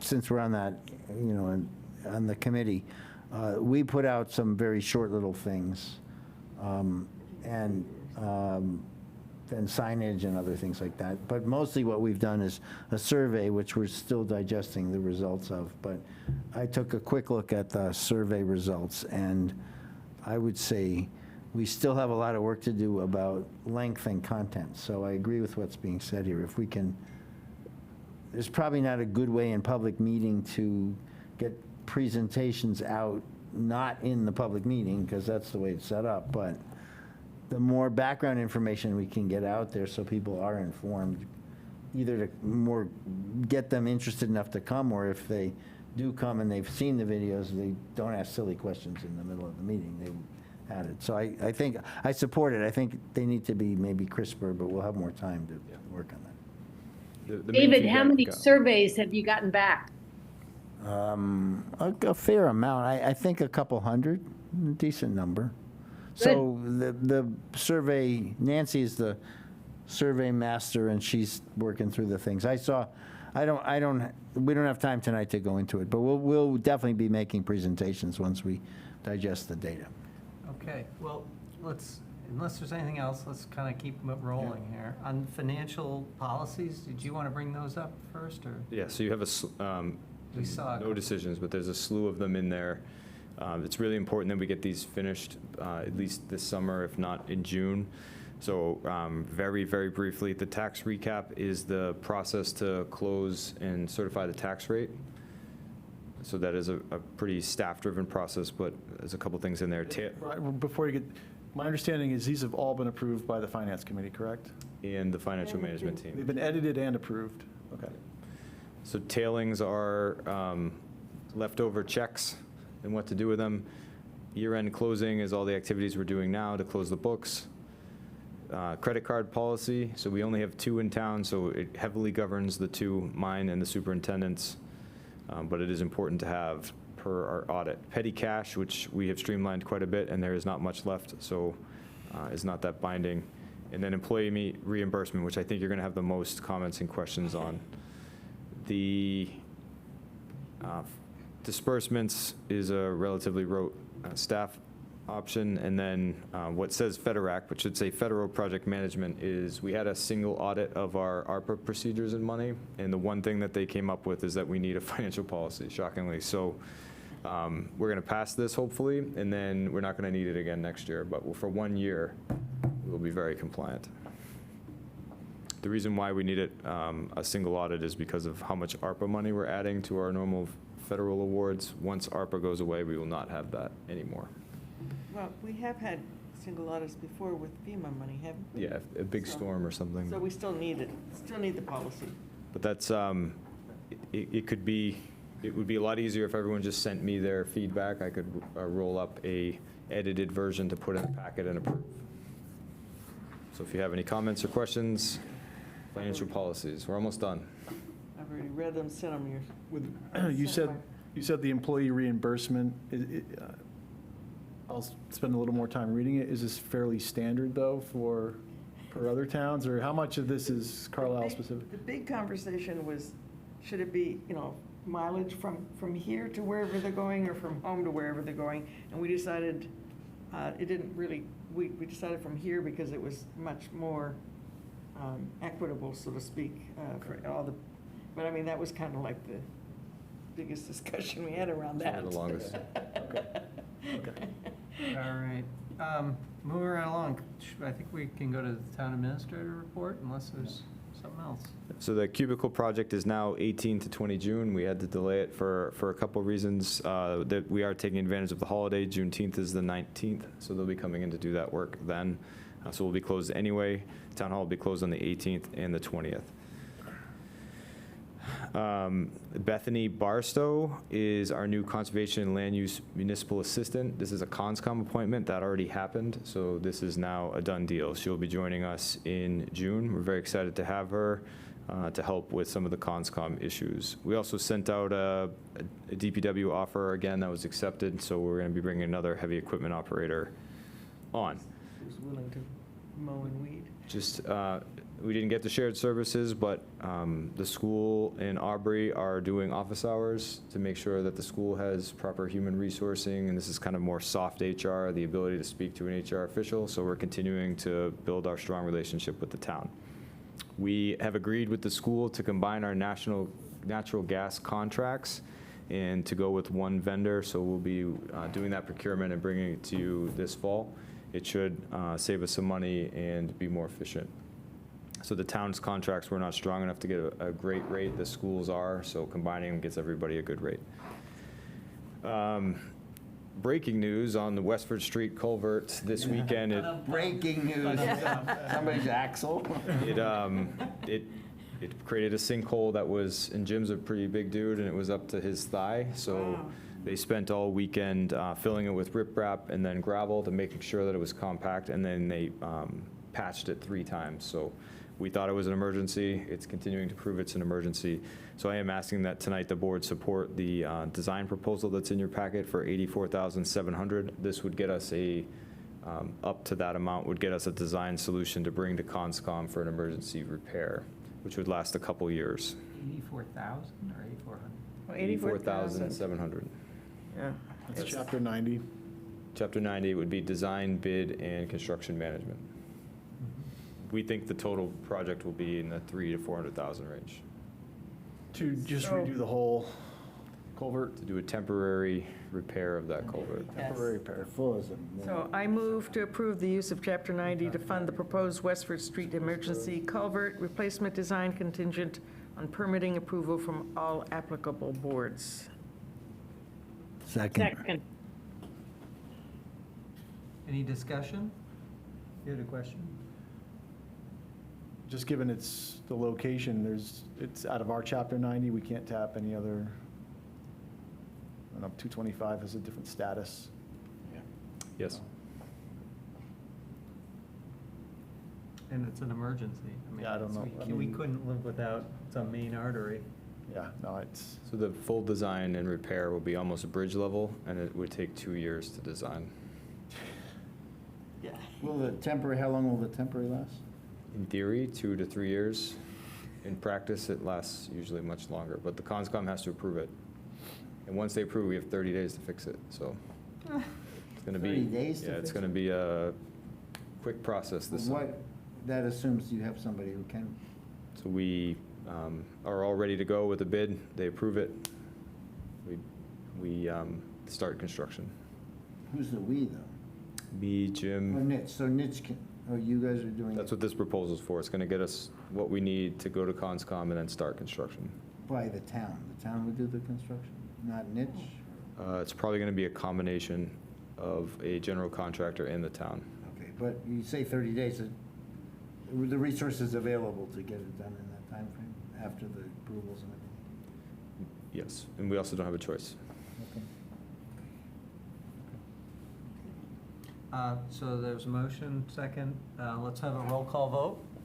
Barney? Arnold, aye. Model I. Reed, aye. Snell, aye. Triola, aye. Okay.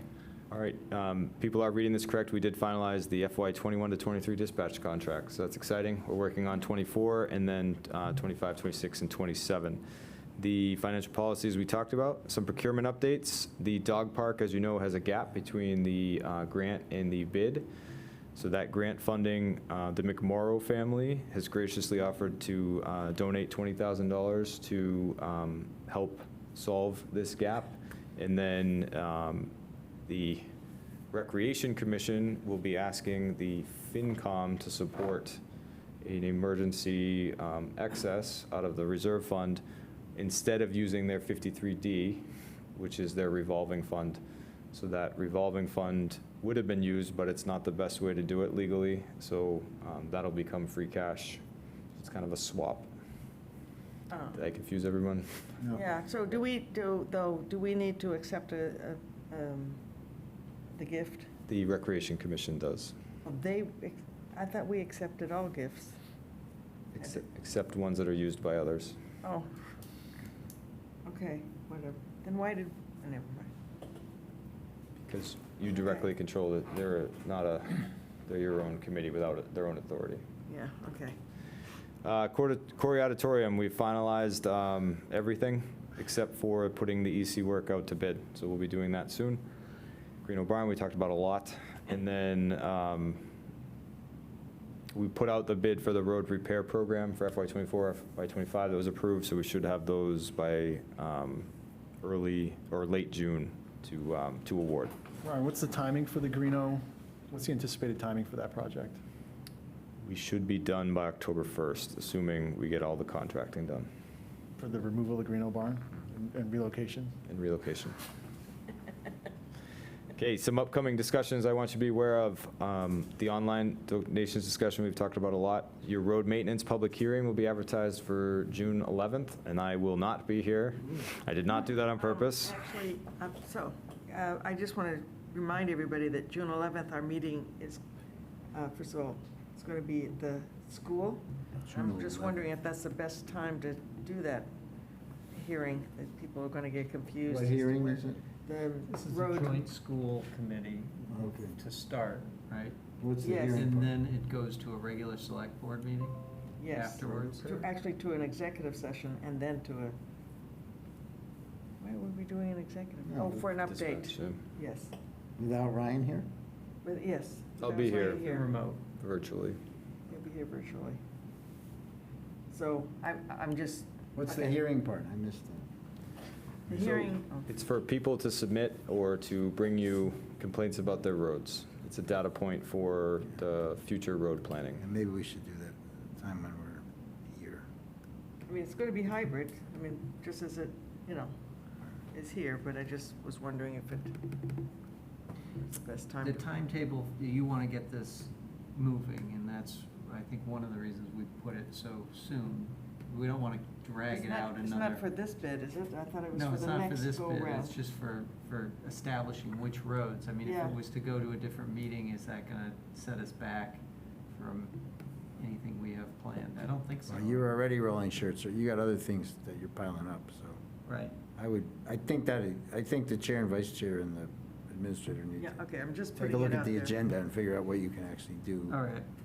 But I agree That's a with, good I agree point, with Kate. Kate that probably a hearing shouldn't be at some other venue. It doesn't make it, I don't see that one as time pressing as some of the other things we got. So, but would people please put in their calendars a 6 o'clock joint meeting with school committee at the, I thought it was 5:30. Was it 6 o'clock? I could be I wrong. believe it's, Well, you'll tell us. We'll find I out. don't know. Okay. Just remember, it's going to be early on that day, and it's going to be at the school, 5:30 or 6. Bring in food. All right, a couple agreements coming your way. Center Park, your renewal of the 5-year agreement. A Regional Substance Abuse Coordinator, IMA. This is something we've talked about with the Board of Health. That looked good. And the Select Board and Town Administrator goals. So you typically have goal sessions in July and August, so there's a small thing on your calendar for June 11th to discuss what that's going to look like and what the dates are going to be. For staff recognition, I'd like to thank Sergeant Stephen Mack and Officer Eric Kukos, who assisted with federal agencies with their investigation to a Carlisle man who allegedly submitted over $18 million in Paycheck Protection Program fraud. This was a joint effort with the federal authorities and was another example of Carlisle's professionalism. They don't always work with the locals. They did here because our officers are great. And then Sarah, she's been doing an excellent job. I just did reviews with our building commissioner, and we talked mostly about how great Sarah's been for the office as the town's first sustainability coordinator as well. So lately, she's been working on the following: the new natural gas contract, EV charger pricing, climate leader discussions and application for submission in front of you, MVP efforts, and more. She's also our town hall garden champion. We do have a town hall garden at Foss Farm, and she is coordinating all of that for us. I just put the stakes in today. We have the best garden there, everybody says so. Dates, I've got professional development this week, and then I'm going to Fort Bliss. If you remember, I was supposed to go in March, and it got delayed till now. And then we have a slew of meetings this summer for goals, which would be great. And that is my report, Mr. Chair. Great. It's 10 PM, and I would suggest, unless there's any public comment, anyone online who has anything that they want to add or question? Seeing none, I would entertain a motion to adjourn. So moved. Second. All right. Roll call vote. Arnold, aye. Odell, aye. Reed, aye. Snell, aye. Fuel, aye. All right, very Thank good. you all. 10 o'clock. Yeah, but.